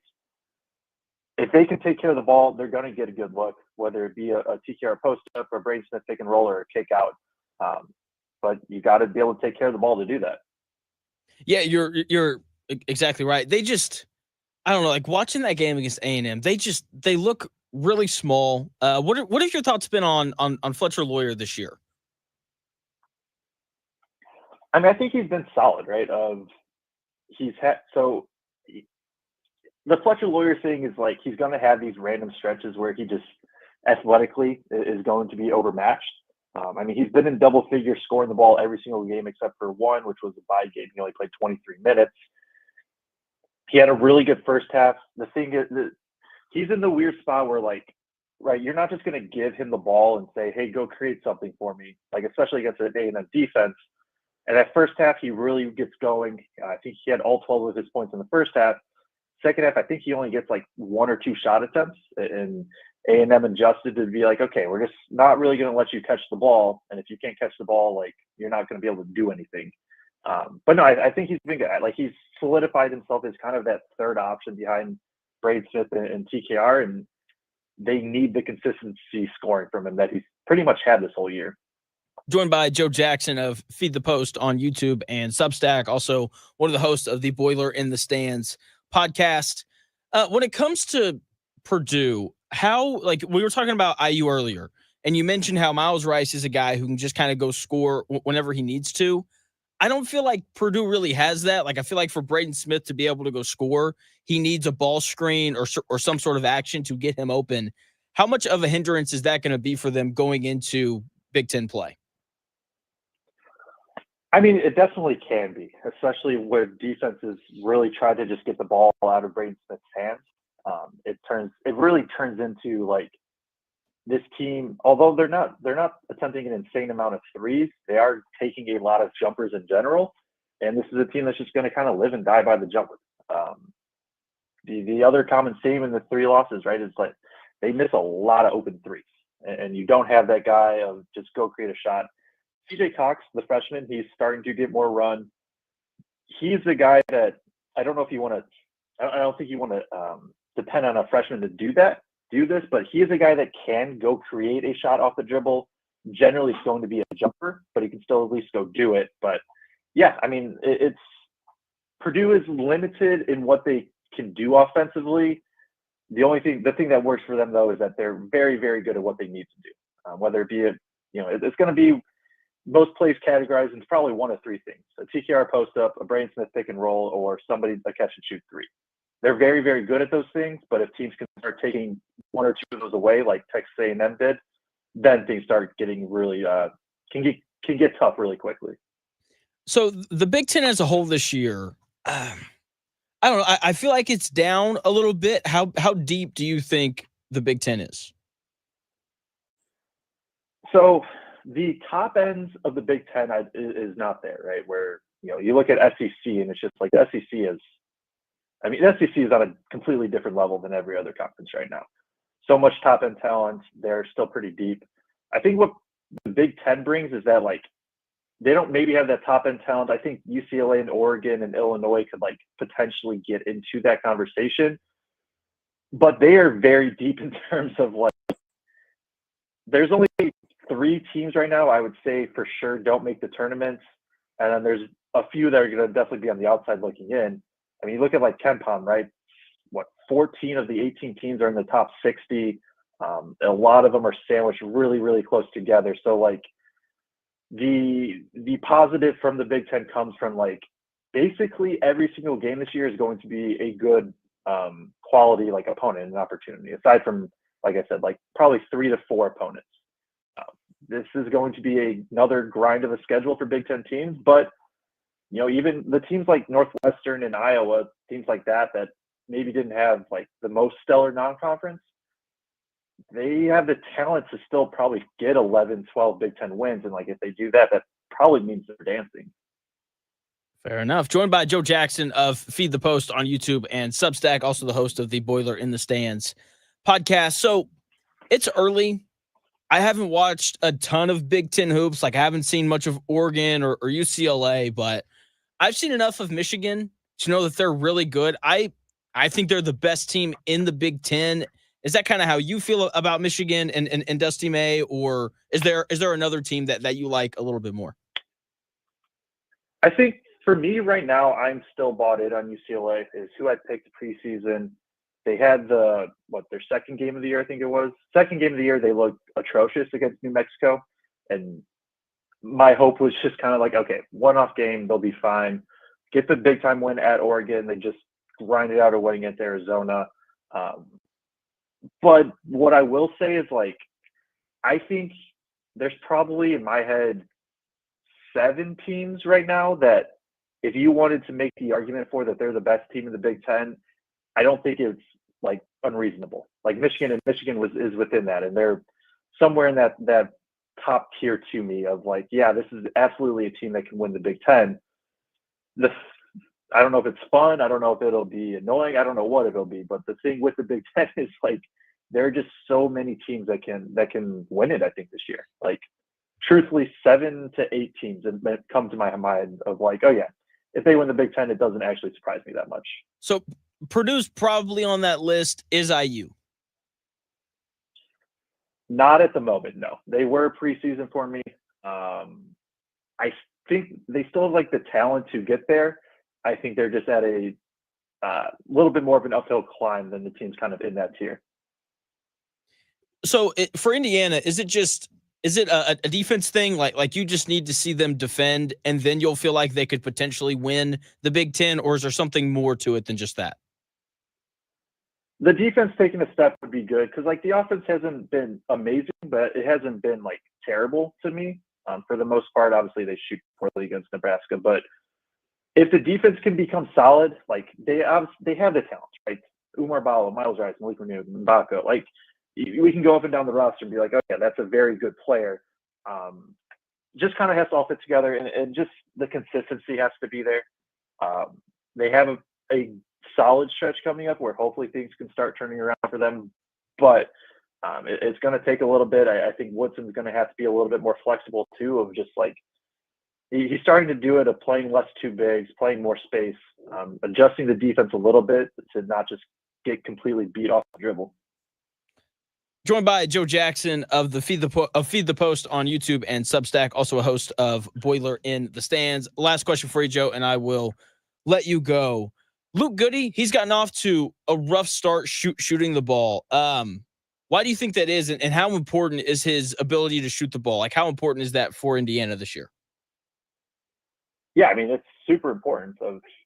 Mbako is obviously a very good shooter as well, but Goody is on the floor for one thing, and that is to shoot threes, right? That is his calling card throughout college, and that's what he's supposed to do here.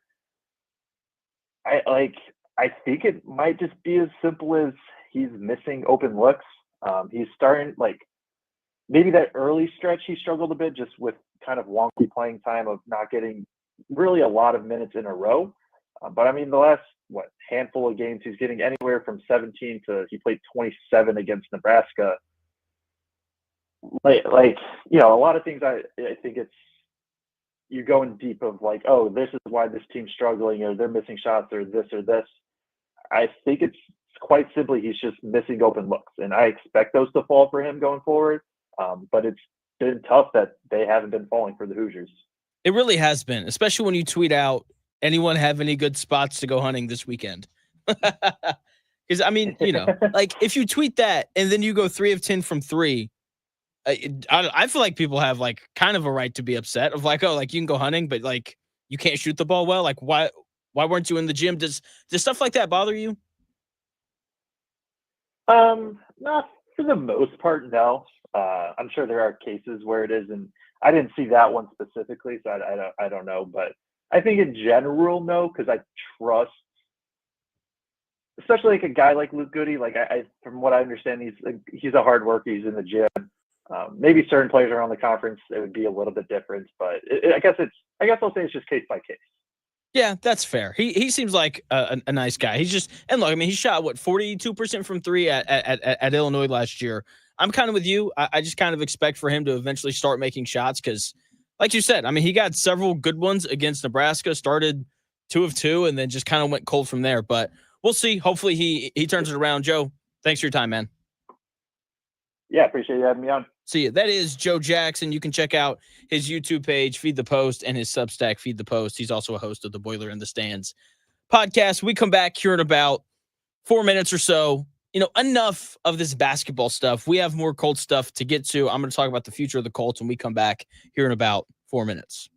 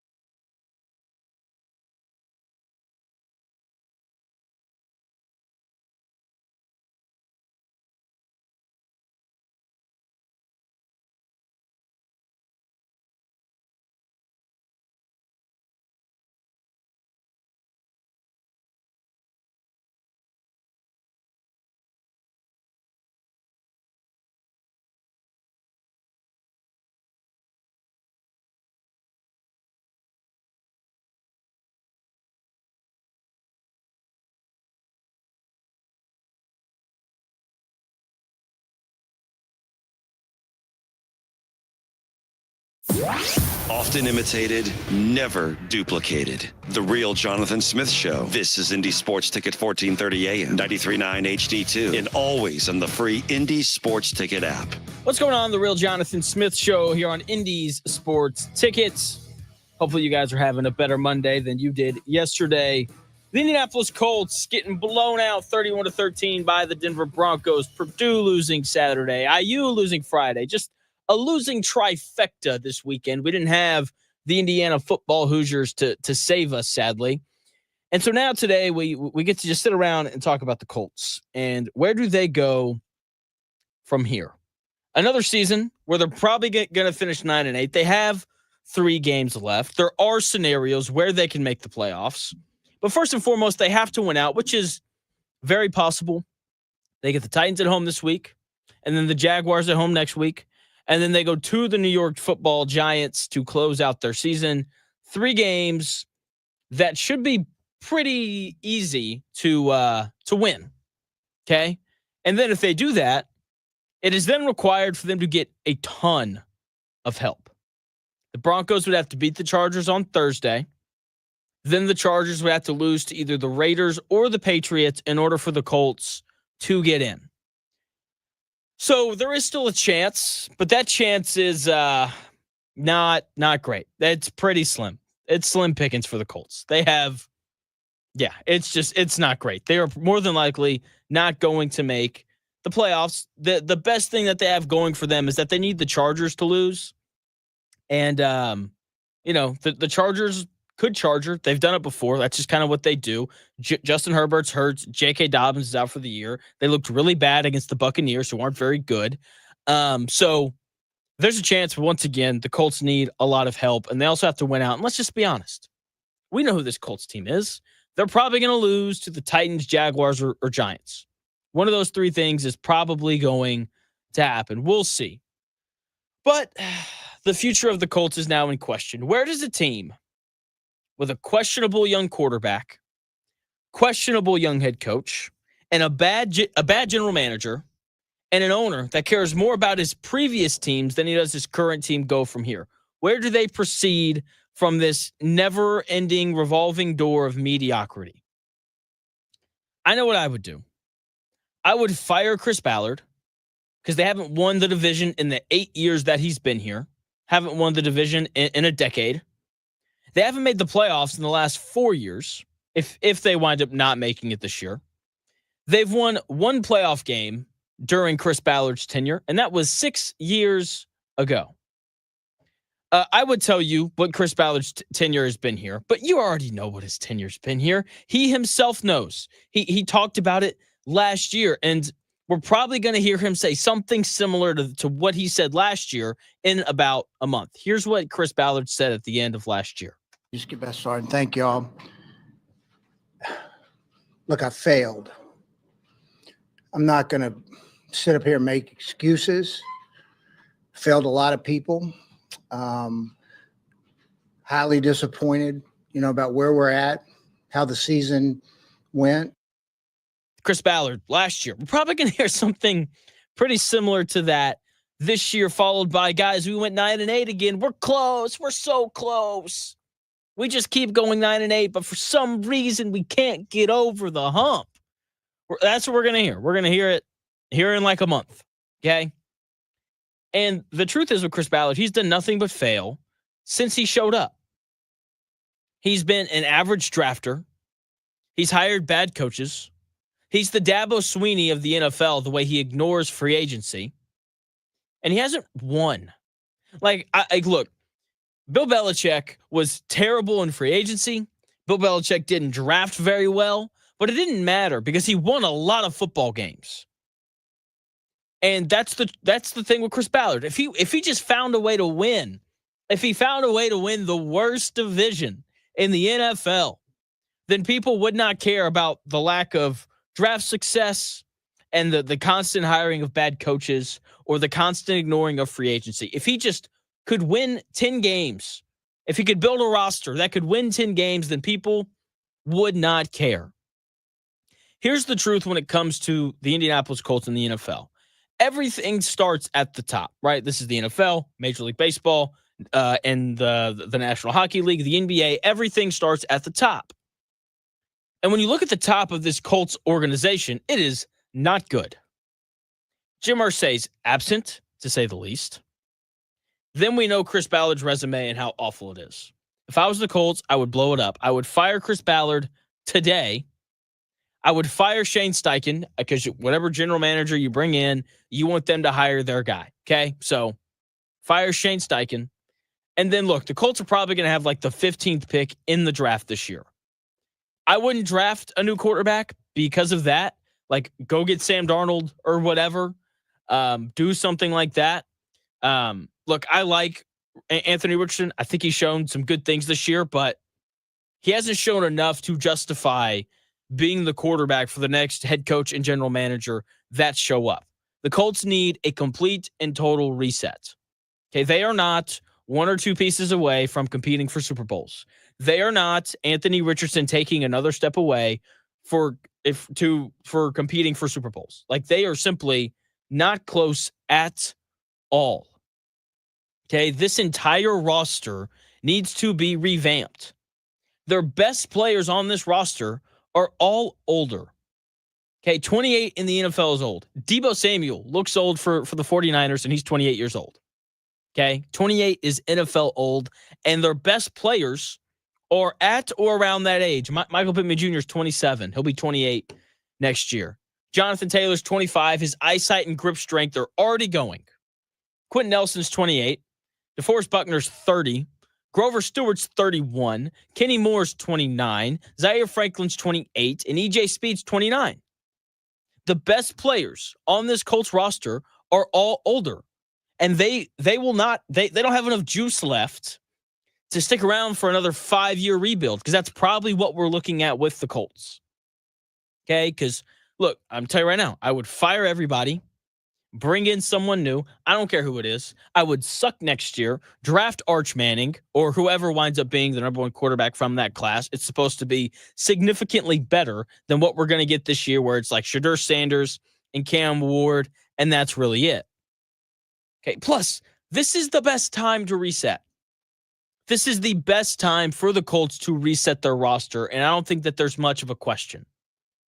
Because no matter who they draft, no matter what they build, they are not building anything better than the Ravens, Bills, or Chiefs have right now, and that's just in the AFC. Okay? Their best players are over the hill in terms of from the NFL perspective. It's time to move on and rebuild, okay? And look, let's just be honest. When it comes to everyone not named those guys that I just listed, I wouldn't care. Like, this team just needs to be blown up. No, like the only guys that I would hold on to, I would hold on to Josh Downs because he's a good player. I think he's tough, okay? I would keep Leatu Latu. I know that the sack numbers aren't there, but the pressures are there, the hurries are there, the quarterback hits are there, okay? I would hold on to him. And then I would hold on to Alec Pierce, because that's a guy that Anthony Richardson likes. And I do think that because this year's draft class is so weak at the quarterback position, I do think that we're going to see Anthony Richardson back as the Colts starter next season. Okay, so I'd hold on to Josh Downs, Leatu Latu, and Alec Pierce. Everyone else, see you later. Get rid of them. Say goodbye.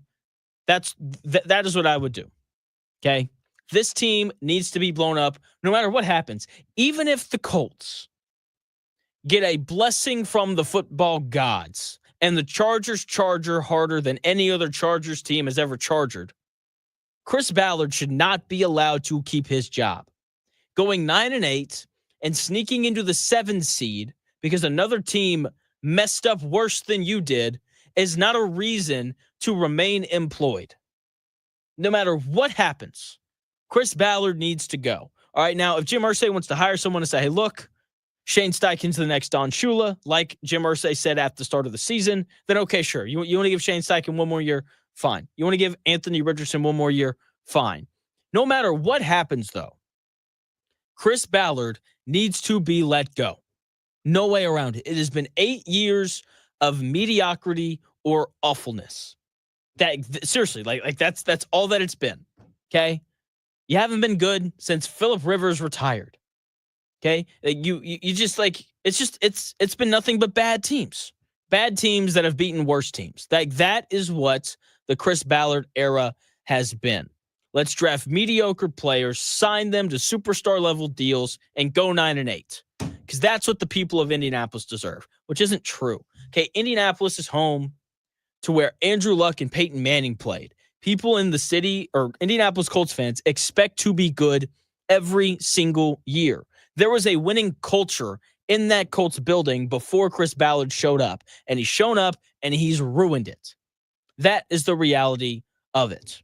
Just like how there was a winning culture at Indiana, and then they hired one wrong coach, and they've been really bad ever since. I wouldn't say really bad. They've failed to meet expectations ever since. And I just hope that Chris Ballard being hired wasn't the domino that starts the Colts on a similar path. Speaking of Indiana and guys being fired, Mike Woodson might be begging for his job soon if he doesn't figure out a way to turn things around. My thoughts on Indiana basketball when we come back here in about 4 minutes.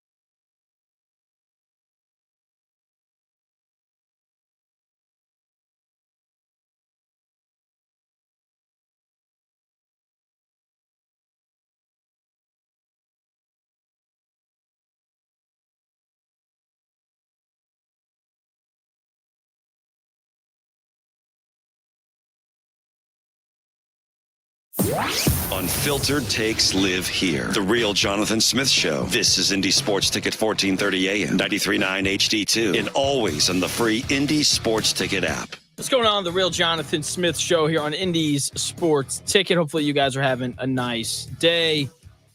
Colts lost yesterday. But they weren't the only team that lost over the weekend. The Purdue Boilermakers lost, and Indiana lost to Nebraska in basketball once again. And, I just wish we had Indiana football this weekend because, that seems to be the only team in the state of Indiana that's got their stuff together. Okay. Indiana basketball, they've lost to Nebraska for the fourth time in the year of 2024. They lost January 3rd, 86-70. They lost February 21st, 85-70. They lost March 15th, 93-66. And then they lost Friday night, 85-68.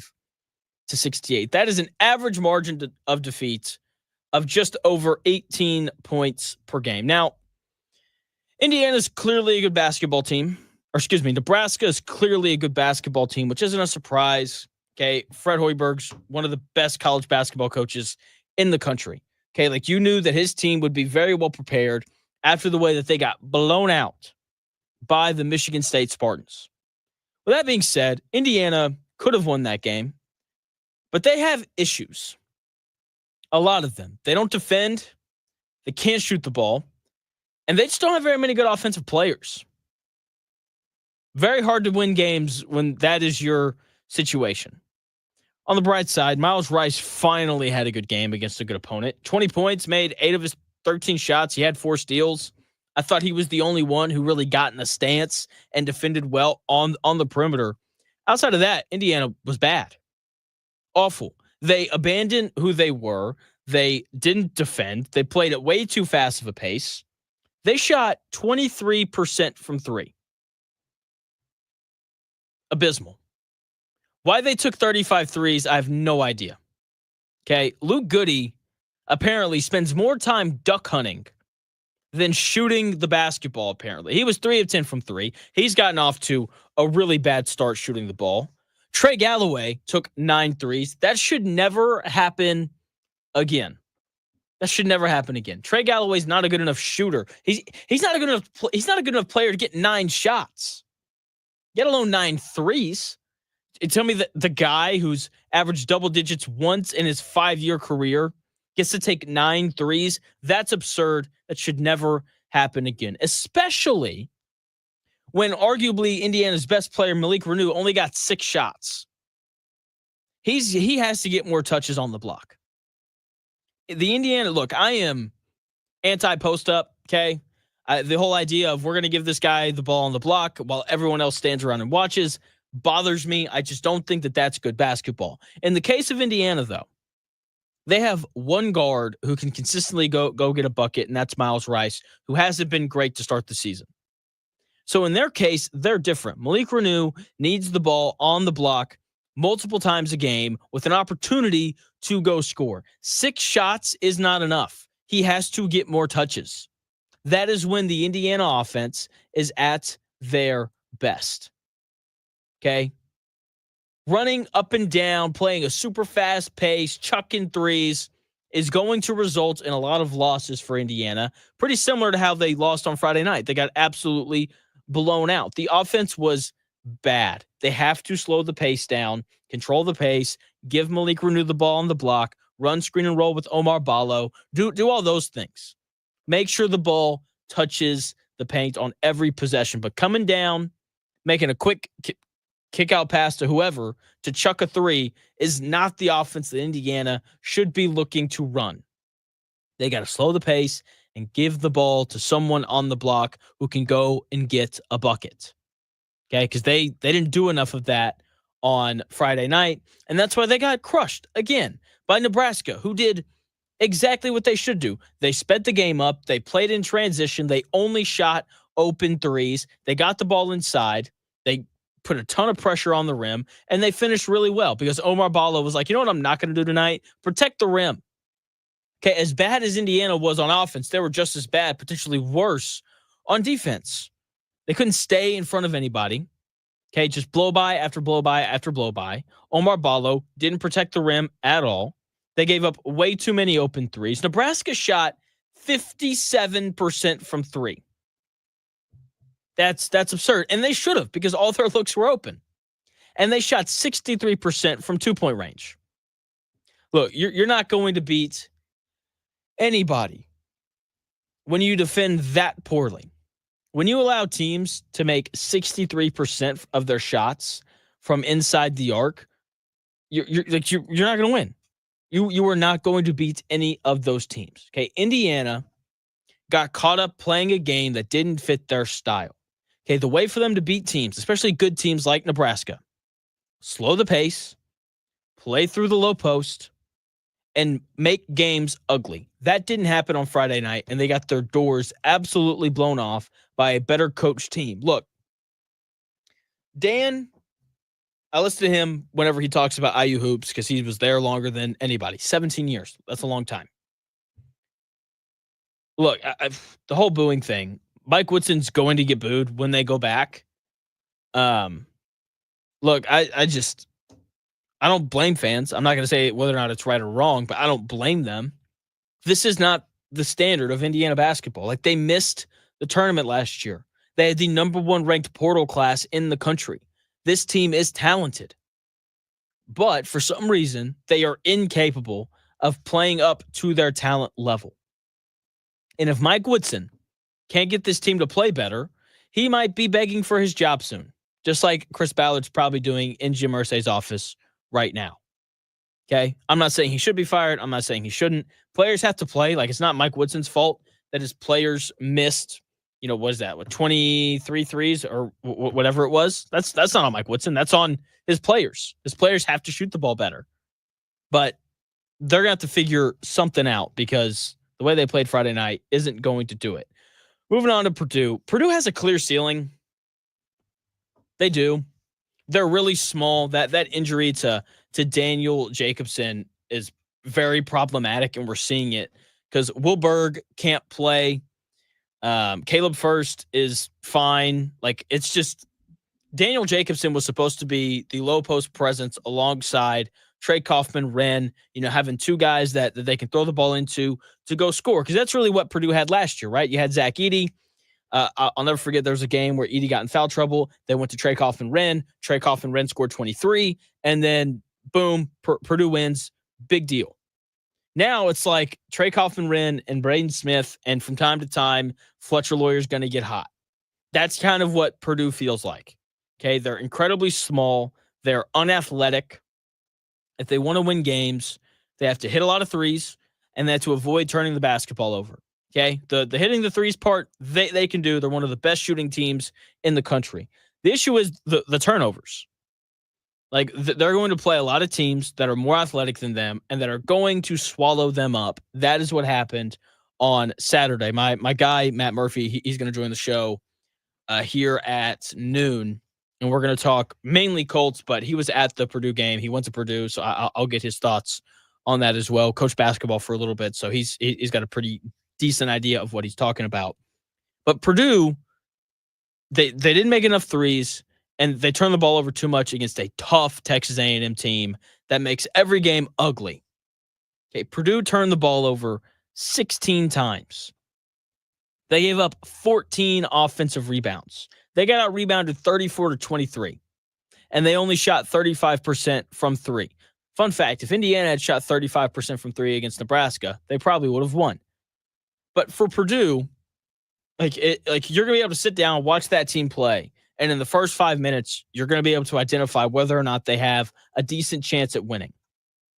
Okay? Are they making shots? And is the athleticism of the opposing team's guards overwhelming Braden Smith and Fletcher Lawyer? Okay? Like that, like those two things. Look for those two things. And if you get the wrong answer on one of them, then chances are they probably aren't going to win unless Trey Kaufman-Wren finds a way to be amazing like he was against Alabama. See, that's the thing about Purdue. They can beat anyone in the country. Like they can. I saw them beat Alabama at home because they shot the ball well and they didn't turn the ball over. When they do those two things, like they can beat anybody. It's honestly incredible. Purdue, Indiana, like they've both got some kinks to kind of work out. The Pacers, they have some kinks that they need to work out as well.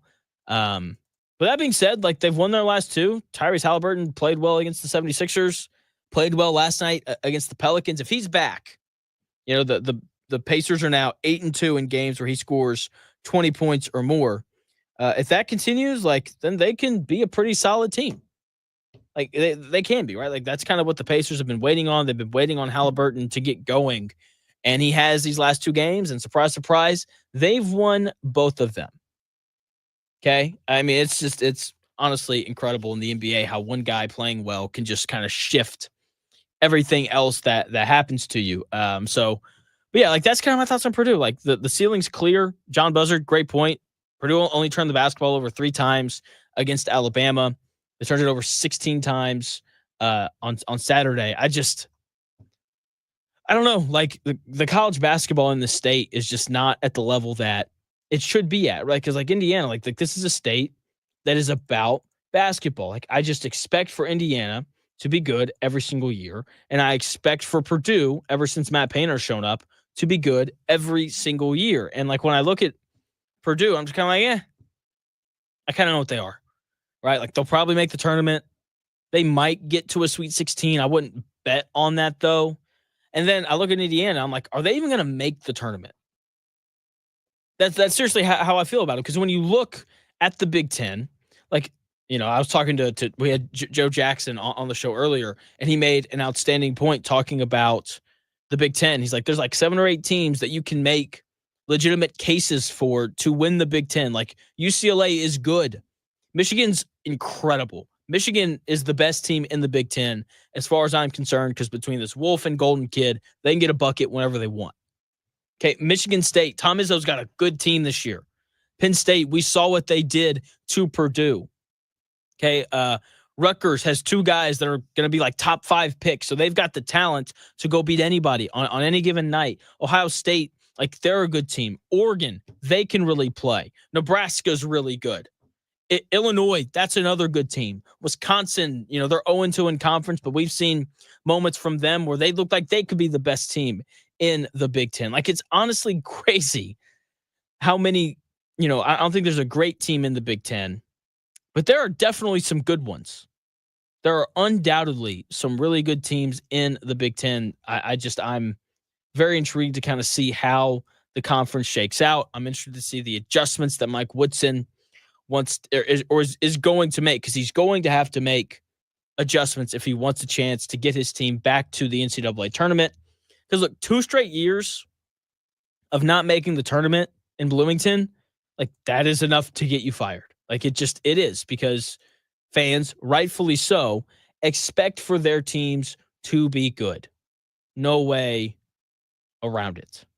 All right, so Indiana, they've got some things to clean up. Purdue, they've got to find just another scoring option. I think that's really kind of the biggest thing for them, that they need a guard who can create on his own. They don't really have that right now. So it'll be interesting to kind of see what they do to figure that out. Matt Painter, I have all the faith in the world in to turn things around. When it comes to Mike Woodson, though, I don't have faith in him to turn things around. Sorry, I don't. That is the reality of the situation down there in Bloomington. A ton of talent that is going to go underutilized. I think that's probably the best way to say it. But good news for Indiana is you're a football school now, right? You get to be excited for the college football playoff. They're going on the road to Notre Dame on Friday night. Can't wait. Thursday and Friday is probably when I'll mainly be talking about those things, but that's beside the point. Matt Murphy, my guy, former basketball coach, really smart sports guy who has a lot of opinions. He's going to join me at noon. He's always great to have on. Should be really, really good. The Colts just continue to disappoint. I think it's absolutely clear that our guy, not our guy, Chris Ballard, everyone else's guy, needs to be fired. He needs to be gone. The Colts just need to strip this thing down to the studs. Their best players are kind of entering the twilight years of their careers. Like, it is time to move on and bring in a new GM and try and get this thing going again, because the Colts just are they're a bad football team. That is the reality of it. Matt Murphy and we're going to talk about how bad this Colts team is when we come back at noon. The best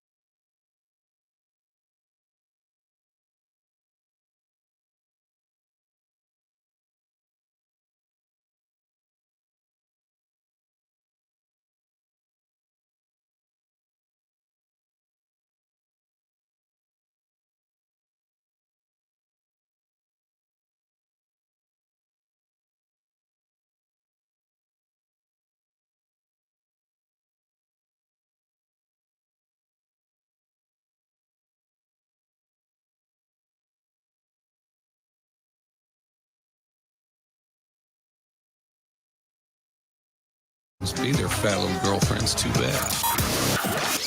This is the Dan Dockett Show, presented by Moondrops Distillery. What's going on? It's the Dan Dockett Show. Producer Jonathan filling in, just keeping the real Jonathan Smith Show rolling. Joining me now is my guy, Matt Murphy, avid Colts fan, former basketball coach. Matt, what's going on, man?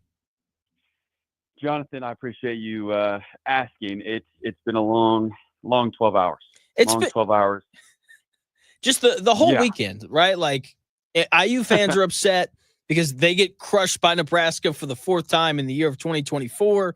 Purdue fans, they lose Saturday to a good team in Texas A&M, and then, you know, they all just meet together for the Colts loss. That was absolutely brutal. Which play upset you more? The Jonathan Taylor dropping the ball before walking in, or the double pass?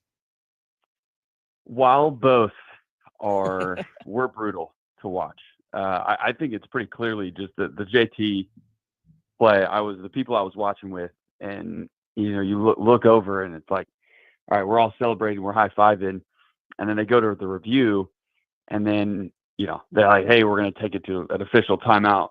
And my heart just dropped when I go to Twitter and you see screenshots of him dropping the ball right before. And the first thing I said was like, they're going to lose the game. That play specifically takes 7 points off the board, but it did way more than just take 7 points off. I mean, it changed everything about the game flow, right? And you hear about that a lot. I guess another word for momentum. But after that play, Broncos scored 24 unanswered, and it's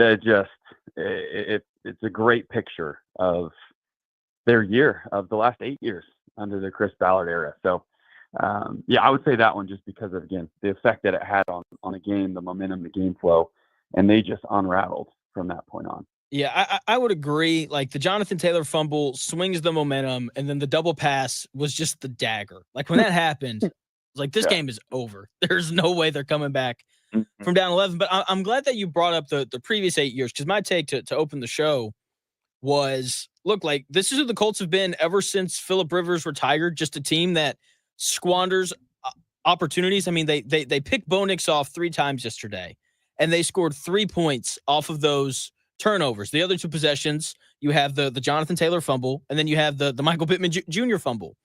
And then you look back at last year, they have a chance to beat the Texans. All they have to do is complete a swing pass, and they don't do it. And before that, they lost to the Jake Browning-led Bengals and the Taylor Heineke-led Falcons. Like, if they win those 2 games, that game against the Texans doesn't even matter. And then you go all the way back to 2021. You can't beat the 3-14 Jaguars in Week 18. You lay a complete egg. Like, this is just who the Colts are. They are a team that doesn't convert when they're given opportunities to make the playoffs. That's my big take. What do you think? Totally agree. I think there are people that, when you have strong reactions after games like this, where it's like, hey, you need to clean house. How many moments have we had over the last 8 years where it's like, hey, something big needs to change? And there's moment after moment. I wish there was I wish there was just 1 or 2, right? Because they've just let the organization as a whole be mediocre for so long. And it's just continued and continued. It will continue until something big changes.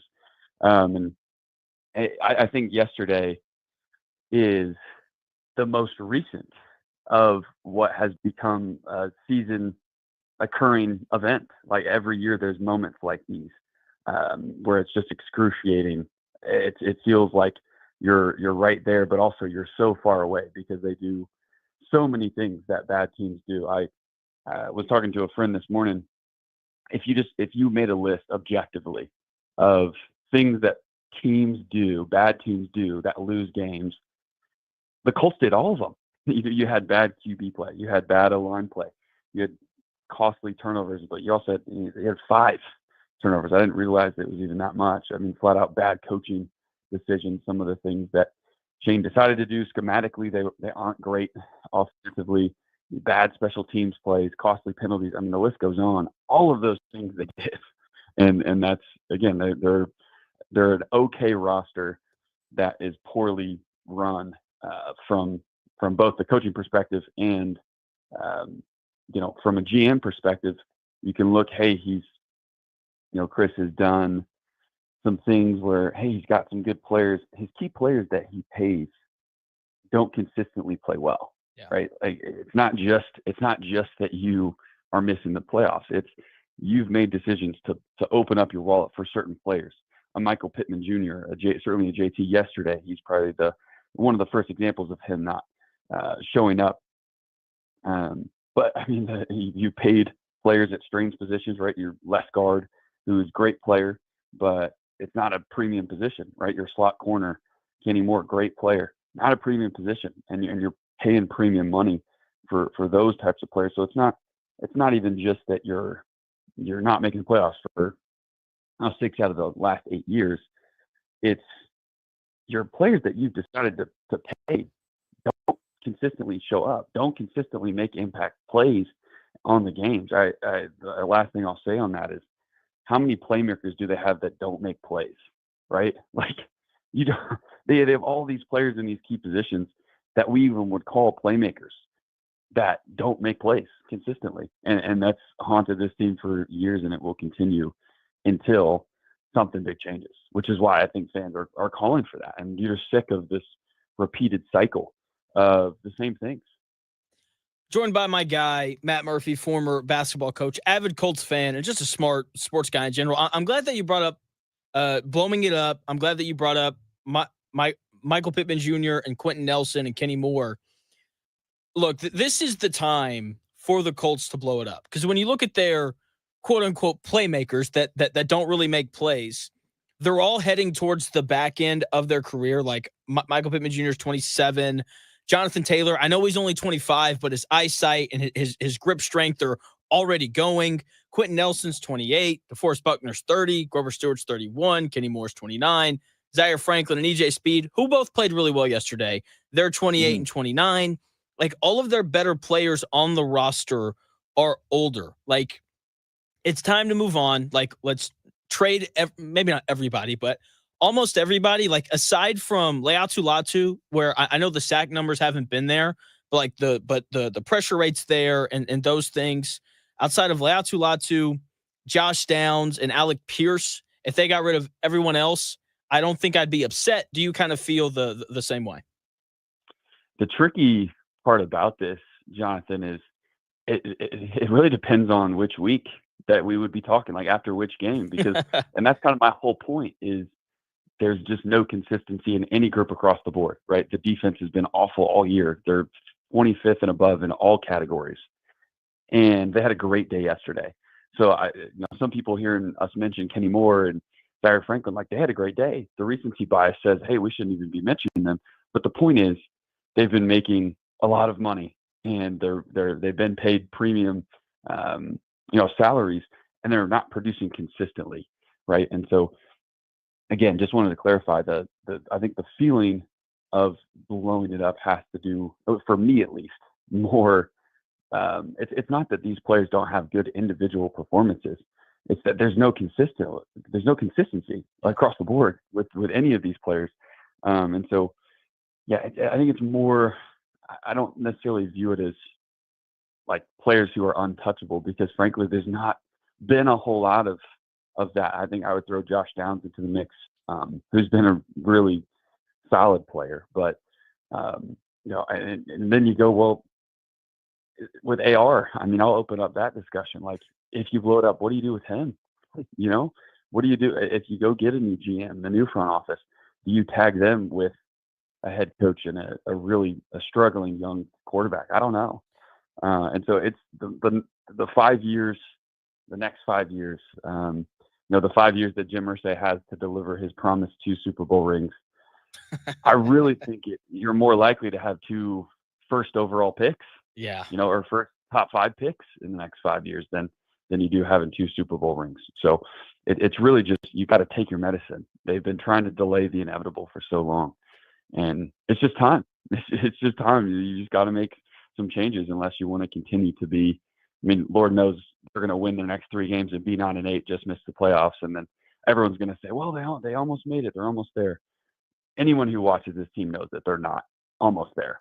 The Colts are going to finish the year 1-6 against teams with records over 500. They are not almost Exactly. there. Exactly. Let's talk about the Richardson thing. It's a tough case, right? Because look, when the Colts drafted him, they knew they were signing up for some version of this. My thing is, I would hold on to him one more year just because this draft class is not very good at the quarterback spot. You're probably going to have like the 15th pick. And my thing is, if he's really bad again and the Colts are really bad, it's not a bad thing because then you can draft Arch Manning or whoever ends up being at the top of that class. Yeah, I agree. And I'm not, to clarify, not advocating they get rid of him right away. More so if you look at his body of work, statistically it's a nightmare, right? Some of the things it's historically bad in a lot of areas.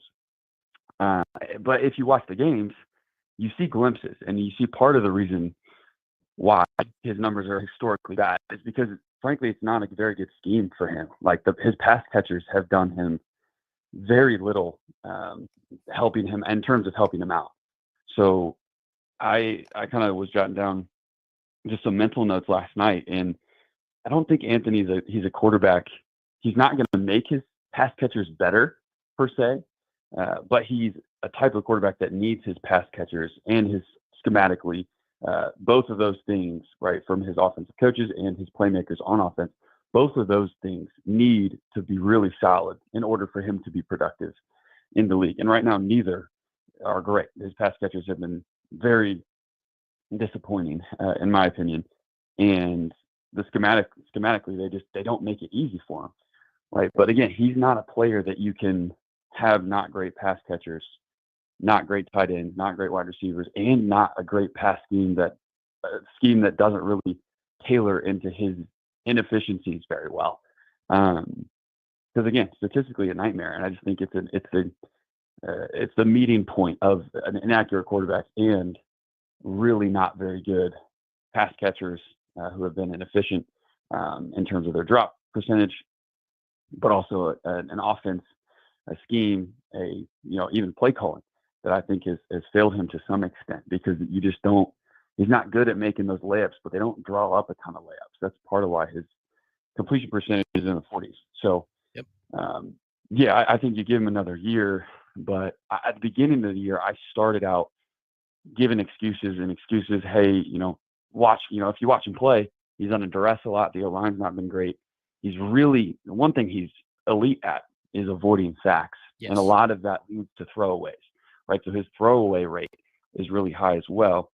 But after game after game after game of statistically, it's getting really, really hard to not have those thoughts creep into your head like, hey, he might not be great at the quarterback position. It might not just be the scheme, or it might not just be his pass catchers. It might just be that he's not a good quarterback. So I hope that's not the case. He's shown glimpses, but you need more than glimpses to be a starter in the NFL. That's exactly right. Joined by Matt Murphy, former basketball coach, avid Colts fan. We're talking Colts and the future. I want to touch on Shane Steichen.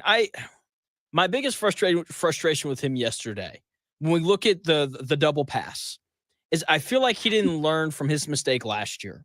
Where last year, it's fourth down, and in big spots, you think players, not plays. They draw up a swing pass for their third string running back, Tyler Goodson, and it falls incomplete. And then I look at the play yesterday, and I'm like, you're finally moving the football.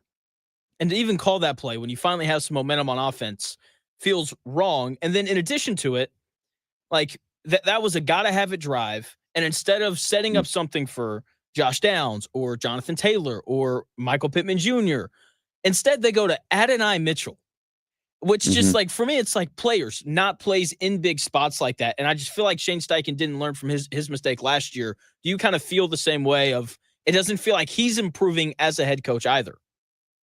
No, I agree. I think the word that comes to mind would be tone deaf of that call, not only because of his past mistakes in that area, but also considering who you're giving the ball to. I think A.D. Mitchell has got a bright future when it comes to one-on-one routes in practice, but frankly, in games, he has done very little. He's got one of the worst when targeted catch rates in the NFL. He's not come down with balls. He's not been in the right spots. He's not been on the same page. He seems to be a player that kind of, based on his post-game interview about this, is very nonchalant and kind of deflecting blame. Did not take accountability for anything that happened in that play. Doesn't really seem like the type of player to do so in other areas as well. So he's been really probably your worst wide receiver. Has made plenty of mental errors and blunders, and you're going to give him the ball in that spot, not just to make a catch, but to make a throw across the field. To have to, again, just tone deaf from Shane, and a type of mistake that, it takes his seat and he cranks it up. Maybe if his seat being warm was a 2, maybe it's a 5 now, right? Because again, just tone deaf in general. And so he is seems to be a good coordinator, but in terms of a head coach, in terms of controlling the locker room, in terms of having a disciplined football team, it just frankly doesn't seem like, let's put it this way, he's shown some deficiencies in that area specifically. So I like him. I think he's better suited as a coordinator, maybe not a leader of an entire team. But yeah, again, tone deaf, whether he's the head coach or coordinator, to think that call would work. He said they repped it in practice. It looked great. But again, I think when you look at the players you're giving them the ball to, and if you watch the play, AD catches it, and you can tell it's a pass right away. Oh, yeah. Right? You have to at least have the defense think that there's going to be something else potentially, even down the field. Right? You can think it's a pass, but he's looking at AR right when he catches it. He's holding it like he's going to throw it. And again, those are just little details that he doesn't really seem to be too interested in as a player, to be frank. So yeah, again, tone deaf from Shane to put him in a spot like that, a player that's been given opportunities and hasn't done anything with it. So with those opportunities, yeah, who knows? I mean, I don't think that I can't believe I'm saying this. Last year it was like, hey, we got this great coach that with Gardner Minshew, he almost got us to the playoffs. Like, what a great young head coach. And then this year it's been complete opposite of his. In general, you just question a lot of what he's done. So again, I think it's a short leash with Shane as well, but I think the first person to go should be Ballard. Yeah, I completely agree with that. Joined by Matt Murphy, former coach, avid Colts fan. Last thing for you, and I will let you go. If the Colts went out and the Chargers and the Colts end up sneaking in, how much does that change your opinion on Ballard and the rest of this Colts team? Great question. I would say the likelihood of that, given the Chargers also have a very easy schedule the rest of the way, very unlikely. Agreed. But upon the case that it does happen, I think it's going to be really hard to overcome another like you had a chance on the road against this type of team, a story that we've seen for the last 8 years of missed opportunities and in those big moments, your team doesn't show up.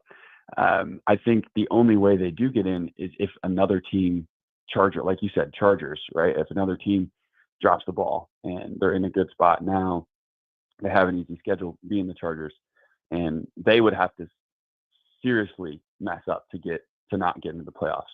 And so that's why my opinion wouldn't change, is because you wouldn't have done anything as a football team to prove anything changed. It would be another team messing up for you to sneak in and then probably get blown out in the first week of the playoffs. So opinions wouldn't change. I think if this is the second or third time something like this has happened in the Ballard era, then you have a little bit more leash and you're probably a little bit more excited about the future if you do make the playoffs.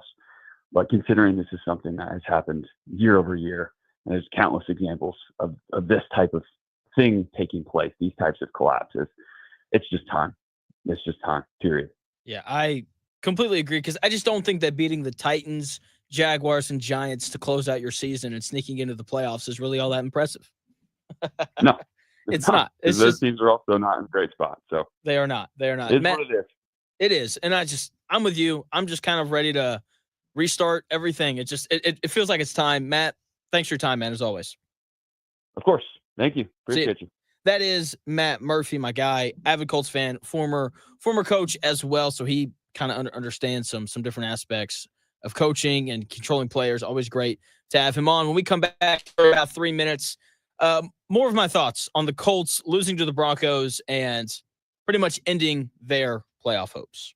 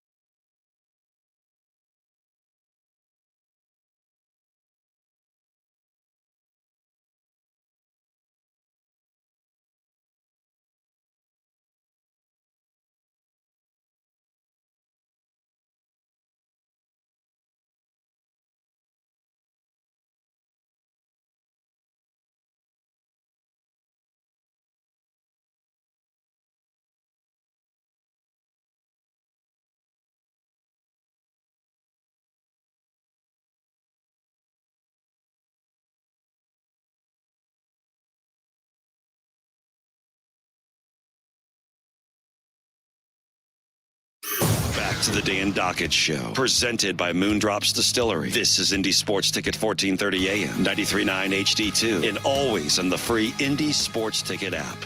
What's going on? The Dan Dockett Show. Producer Jonathan filling in for him today. He'll be back on the air tomorrow. Colts lose to the Broncos yesterday. And I joked all week last week about the Colts beating the Broncos and then turning around and losing to the Titans or the Jaguars or the Giants to cost them a playoff spot, because that just felt like a very Colts thing for them to do. But instead we got what happened yesterday, and for some reason it feels like the same thing. Just an absolute debacle. Yesterday's game for the Colts fully encapsulates who this team has been over the last 4 years with this roster. The Colts were unable to beat the Broncos yesterday, and for the fourth year in a row, they will not make the playoffs. And my take is that this is who the Colts are. They are a team that squanders opportunities despite being given advantages. They are a trust fund kid that can't hold a job and blew all of the money that their daddy gave them on stupid things like players that are nice to the media and nachos to eat while you watch Quiddy Pay highlights. And they waste money on re-signing the same average, mediocre players that they try to convince you and me that are great. Look at the Colts squandered opportunities over the last 4 years. Okay, like let's just start with this year. Let's start with what happened yesterday. The Broncos turned the football over 3 times.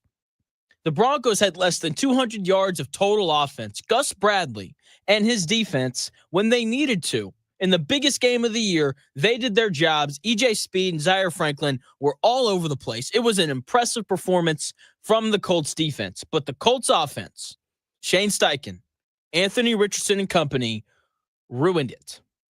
Here's Shane Steichen after the game talking about the sloppiness that was portrayed from the Indianapolis Colts yesterday. Speaking of the game, thought we got off to a good start. Obviously, we had our chances. We had a lot of turnovers, a lot of penalties. We got to be great with our fundamentals and technique on those things. I thought our defense played tremendous all game. They kept us in it the whole time. But we had the turnovers that killed us.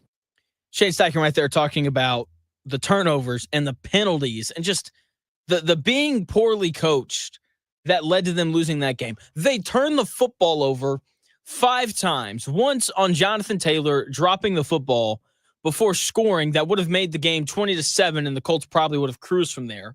Another time, they turned the football over on what was potentially the dumbest play call that I've ever seen. A double pass that resulted in a pick 6. They committed 8 penalties. The Colts offense was bad, sloppy, and they wasted the 3 turnovers that their defense forced. But it's not just this year. Like, this isn't the first time that this has happened. We've gone through this every year since Phillip Rivers retired. This year, it's the Jonathan Taylor dropping the football and the double pass. Last year, it was Tyler Goodson dropping a pass that would have won them the division for the first time in 9 years. But he dropped it. Right, and this was also after losing to the Taylor Heineke-led Falcons, who finished 7-10, and the Jake Browning-led Bengals. If they'd won those 2 games against backup quarterbacks, then the Week 18 loss to the Texans last year wouldn't have even mattered. In 2022, they were just bad, right? They go 4-12, but instead of bringing in a real interim head coach that would have allowed them to actually evaluate talent, they bring in Jeff Saturday because of relationships. An ESPN talking head, former high school football coach, and former Colts center. They bring him in because, relationships. We like Jeff Saturday, so he needs to be the interim. In 2021, they had an opportunity to make the playoffs, but they didn't because they went on the road to Jacksonville, a team that finished 3-14, and they lost. This is who the Colts are. They've squandered too many opportunities over the last 4 years to make the playoffs. It's to a point where, this is just who they are. They've told us who they are over the last 4 years. A bad football team that when they've put themselves in a position to play their way in, they are incapable of doing it. And we've seen it this year.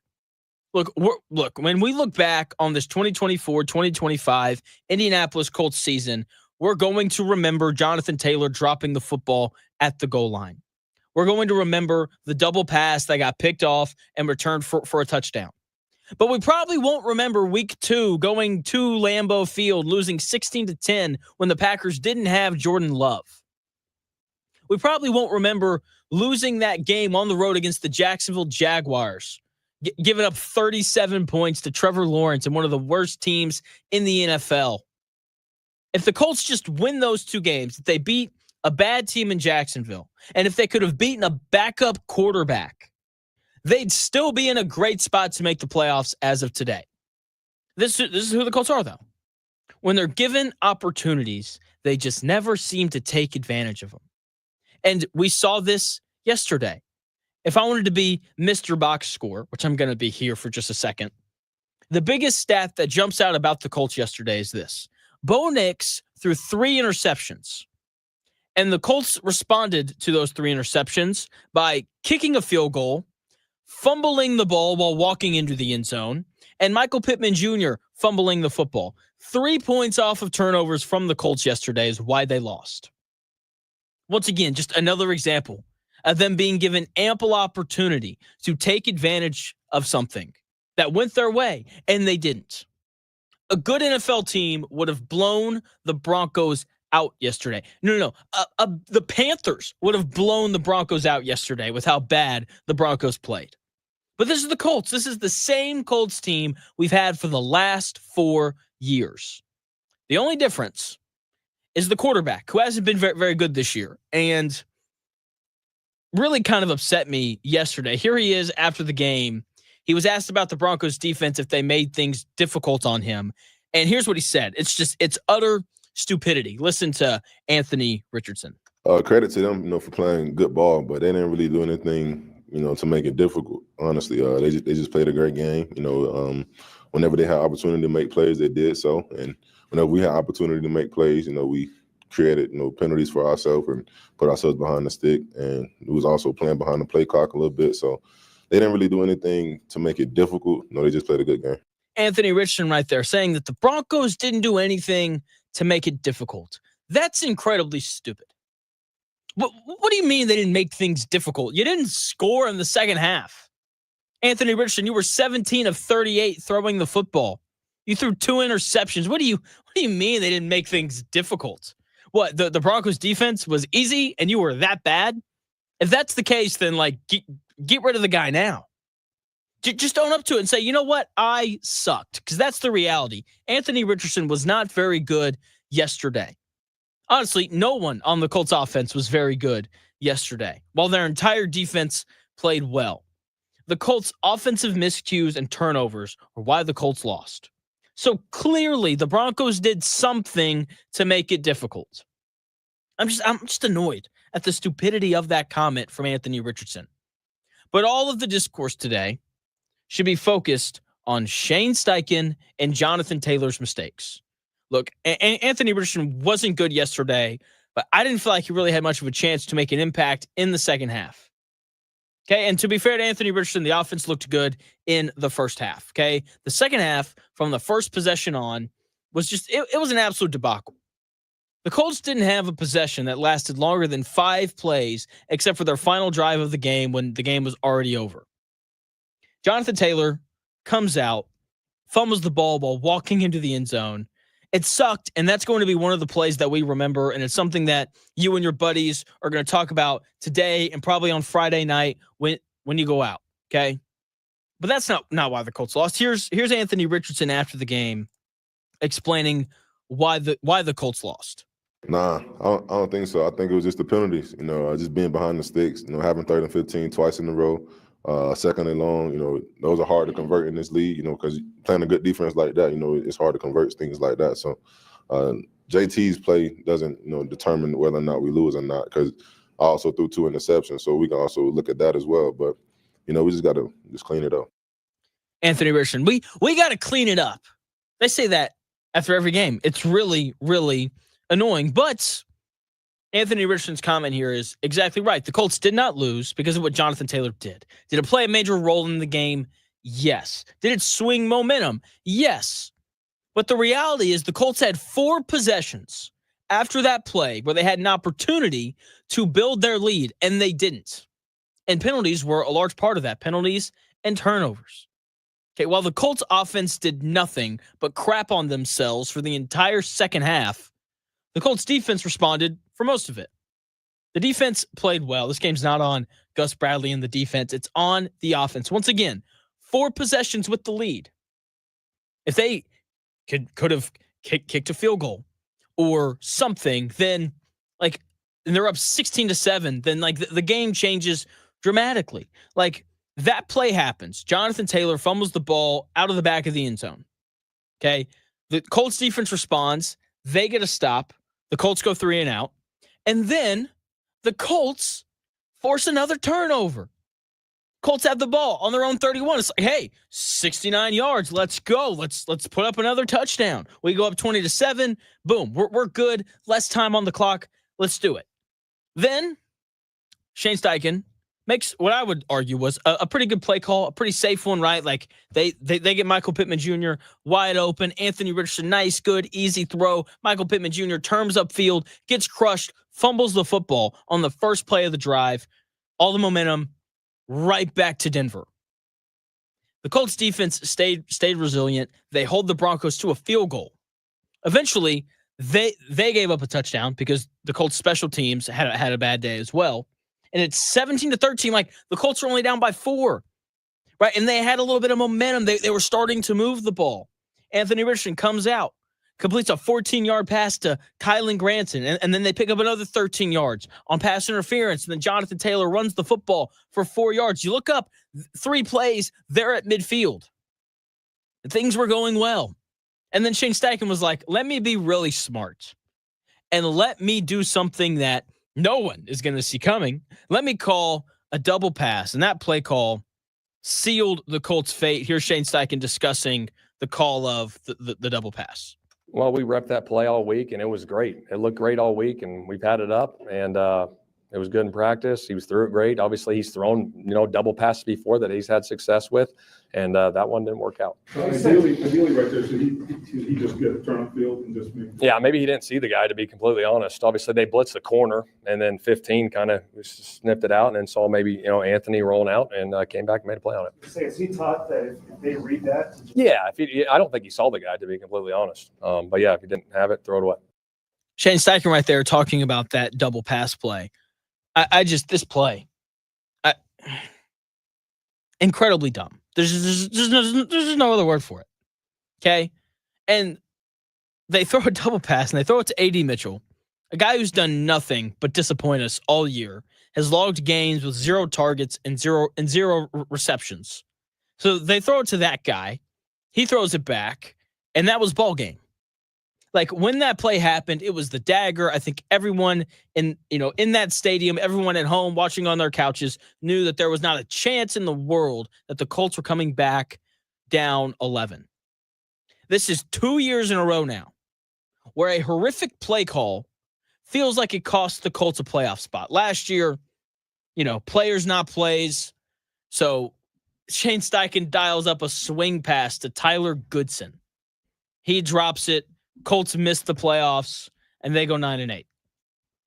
And then this year, the Colts are moving the football. They're at midfield, like they have a legitimate chance to at least put points up, score a touchdown, retake the lead. Like that is very much on the board. Like that very easily could have happened. Like, the Colts finally had momentum. And then he decides to get involved, his 4th best wide receiver, and he makes a poor decision. It gets housed, and the game's over. Shane Steichen did not learn from his mistake last year, and that is one of the most frustrating parts about this. Look, we have talked about Anthony Richardson all year long and the importance of him improving and him getting better. But here's the thing. I feel like Richardson's gotten better. Has it been by leaps and bounds? The answer is definitely not. But we've seen him improve little by little.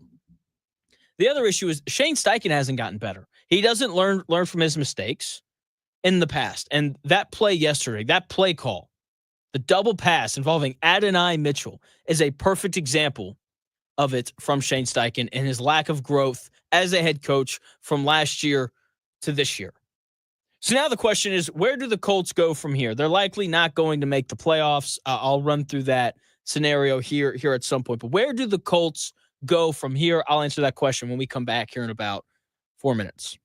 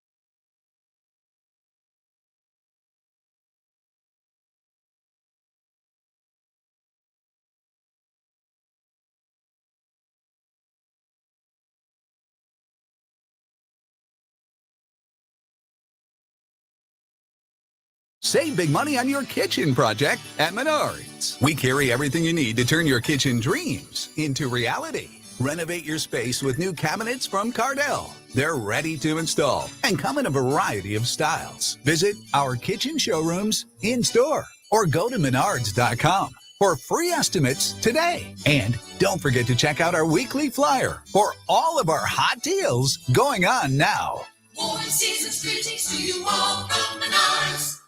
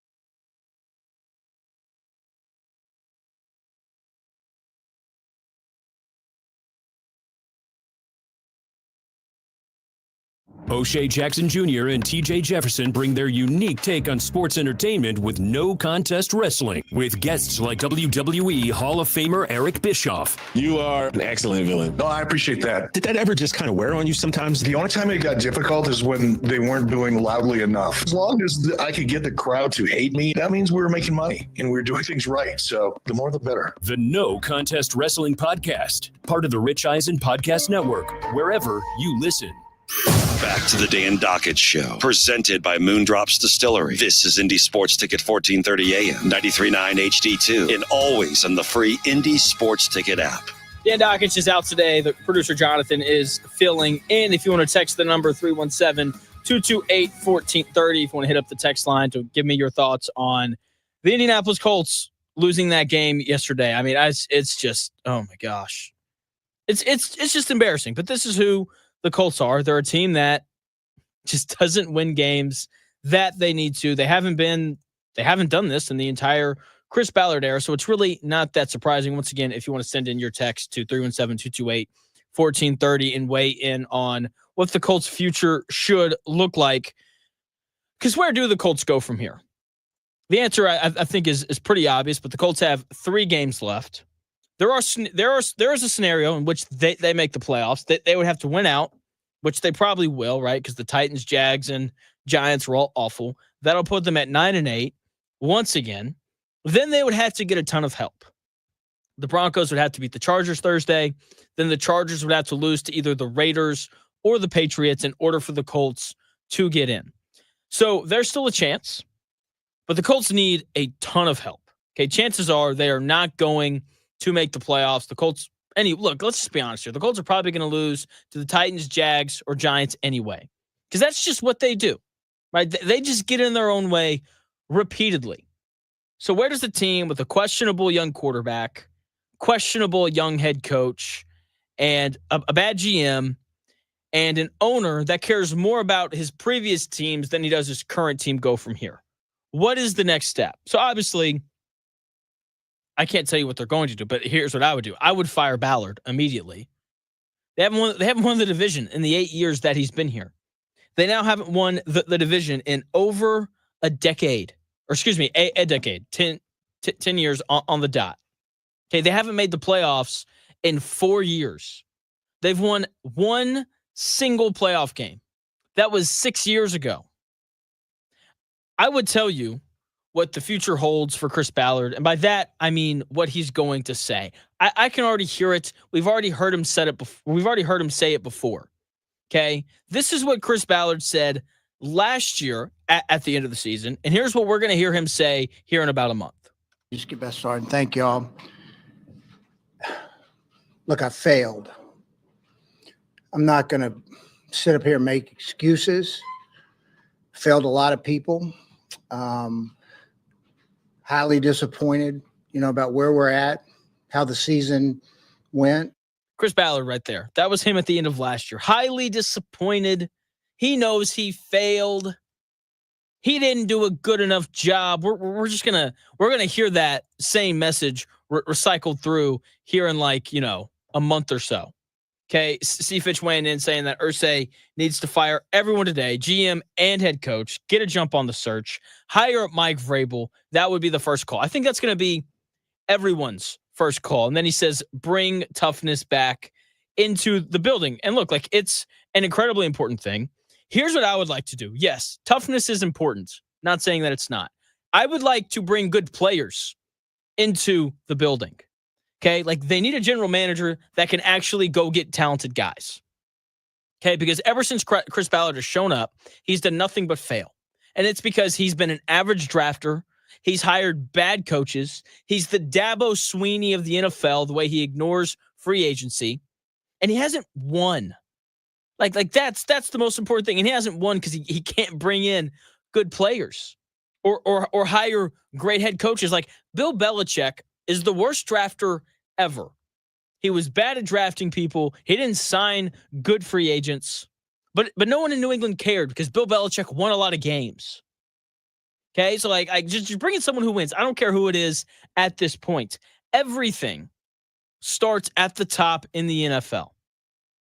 And when you look at the top of this Colts organization, it's not good. Jim Irsay is absent, to say the least. He cares more about Dallas Clark and Peyton Manning and getting Reggie Wayne in the Hall of Fame than he does this current football team that he has. And then we all know Chris Ballard's resume and how awful it's been. Oh, my gosh. Everything starts at the top, and the top of this Colts organization sucks. If I was the Colts, I'd blow it up. Fire Chris Ballard. Fire Shane Steichen. Keep Anthony Richardson, and I'm going to say that, and you're like, whoa, why keep him? Because the NFL draft class this year is terrible. It just is, and the Colts are probably going to have the 15th pick because that's where they always pick. So I think that they're going to keep Richardson one more year just because they aren't going to have a high enough pick to take, Cam Ward or Shedeur Sanders. Every quarterback after that, you probably don't want. Okay, plus Anthony Richardson, he's shown some good things this year, but I think that they'll move off of him after next year because they just need a complete reset. Because when you look at this team, they are not one or two pieces away from competing for titles. Okay, they're going to have to revamp this entire roster, strip it down to the studs, and rebuild it. Because when you look at the better players on this Colts roster, first and foremost, you realize how lacking they are in terms of talent. But you also realize that these guys are older. 28 in the NFL is old. Michael Pittman Jr. is 27. Jonathan Taylor's 25, but his eyesight and grip strength are already leaving him. Quentin Nelson's 28. DeForest Buckner, their best defensive player, is 30. Grover Stewart's 31. Kenny Moore's 29. Zaire Franklin's 28. EJ Speed's 29. All of their better players, with the exceptions of Josh Downs and Anthony Richardson, all of them are older. Those guys aren't going to be around. They don't have the time to stick around for another full-blown rebuild. Those guys, they're too old for it. So, it's time to strip it down, and it's time to rebuild. We got another text from someone saying that when I look at Anthony Richardson, I see a guy with potential, but I did not see a guy who is going to lead this franchise to a championship. He will never be more than mediocre. I think that's fair. I do. I don't like it. I would like it if, I would like it if he was a little bit better. I do think that post the benching, the leadership aspect and those things have been a little bit better. But the issue is look, I do a segment usually on my show on Mondays. I'll probably do it tomorrow called Quarterback Defense Attorney, where I, defend Anthony Richardson. And I explain why nothing's his fault. It's actually been a real blast. But at some point, you run out of ways to defend a guy who only completed less than half of his passes once again on Sunday. The loss yesterday, I think, falls squarely on the shoulders of Jonathan Taylor dropping that football and Shane Steichen not having his offense ready to go. But with that being said, Anthony Richardson was bad. And if Anthony Richardson had been great and he hadn't thrown 2 picks, then the Colts probably would have won that game. But he wasn't. And so, like, for the people who want to move on from him, I completely and totally get it. Like, I don't blame you in the slightest. So the issue is there's just a lack of depth in this upcoming draft class at the quarterback position. I think the Colts would be better off holding on to him one more year. If he does figure it out, then like great. If not, and he's bad again, then you should be in a decent position to draft Arch Manning or one of those other quarterbacks that the next quarterback draft class is supposed to be significantly better than this one. The other reason why it's a great time to reset is because just look at the AFC right now. I mean, there's dominant teams everywhere. The Chiefs, like the Colts aren't building anything better than what the Chiefs have as long as Andy Reid and Patrick Mahomes are together in Kansas City. The Colts probably aren't going to build anything better than what the Bills have built with Josh Allen. The Colts probably aren't going to build anything better than what the Ravens have with Lamar Jackson. Okay, so take the next 3, 4, 5 years and rebuild. Okay? And get rid of everybody. Okay? Like the only 3 guys that I think I would be disappointed if they weren't here next year are Josh Downs, Leatu Latu, and Alec Pierce. Those are the only 3 players that I think have shown to be worth holding on to over the next 5 years. If everyone else was gone, I would not care. Okay, this team needs to be blown up no matter what happens. Okay, like let's say that the Chargers charger, okay, and they lose 2 of their next 3, and the Colts make the playoffs at 9-8. They then go on the road to Buffalo, get beat by 35, and then that's their season. That playoff berth should not save Chris Ballard's job, and it should not save Shane Steichen's job. Okay, like beating the Titans, Jags, and Giants and sneaking into the playoffs because the Chargers, blew up at the end of the year shouldn't allow those guys to keep their jobs. It shouldn't. No matter what happens, Chris Ballard needs to go. The Colts are going to finish this season 1-6 against teams with a record over 500. And the one win that they have over a team that's over 500 was the Pittsburgh Steelers. They got them at home when Justin Fields was playing quarterback, not Russell Wilson. Okay? This is just another year of the same mediocre crap that we've put up with our guy, Chris Ballard. Okay? It is time for him to be gone. Okay? Like it's time for him to be gone. And let's be honest here when it comes to the Colts. They should win out, but they're not going to. The Colts are not beating the Titans, Jaguars, and Giants. They will lose one of those 3 games, probably the Week 18 game on the road against the Giants because the Jags and Titans, those are home games. Okay? But they're going to find a way to royally screw up even more. They're going to finish under 500. And when they do, that should be the end of Chris Ballard. He has ran it back repeatedly over the last 4 years. Okay, it's been a heavy dose of DeForest Buckner, Michael Pittman Jr., a different quarterback, Zaire Franklin, and EJ Speed. It's just like, let's just keep rotating these guys back in and paying them more and more money to come back and be mediocre. That is what the Colts have fallen to under Chris Ballard. And when I look at Indiana basketball, they made one bad hire, and their entire basketball program has been underachieving ever since. And I just really hope that this Chris Ballard hire isn't the start of that domino effect where the Colts just can't seem to get anything right. Because this is a fan base and a franchise that has history, right? History of being really good. Peyton Manning, Andrew Luck, Johnny Unitas. Just keep going. Like, this is a franchise with history, and that was tough and won tough games, but that's just not who they are anymore. Ever since Chris Ballard took over, they've become soft. And they've been, quite frankly, really bad at football.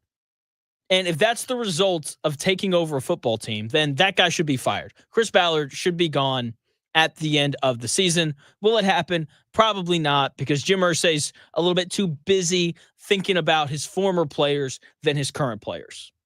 That's going to do it for me here on The Real Jonathan Smith Show. I was on from 10 to 1 today. The Jim Rome Show takes over. I'll be back on the air tomorrow from 10 to noon, and then the Dan Dockett Show. He'll be back tomorrow, noon to 3. Todd Leary, Ken Sterling. Should be an awesome show. All that is coming your way tomorrow. Have a nice day.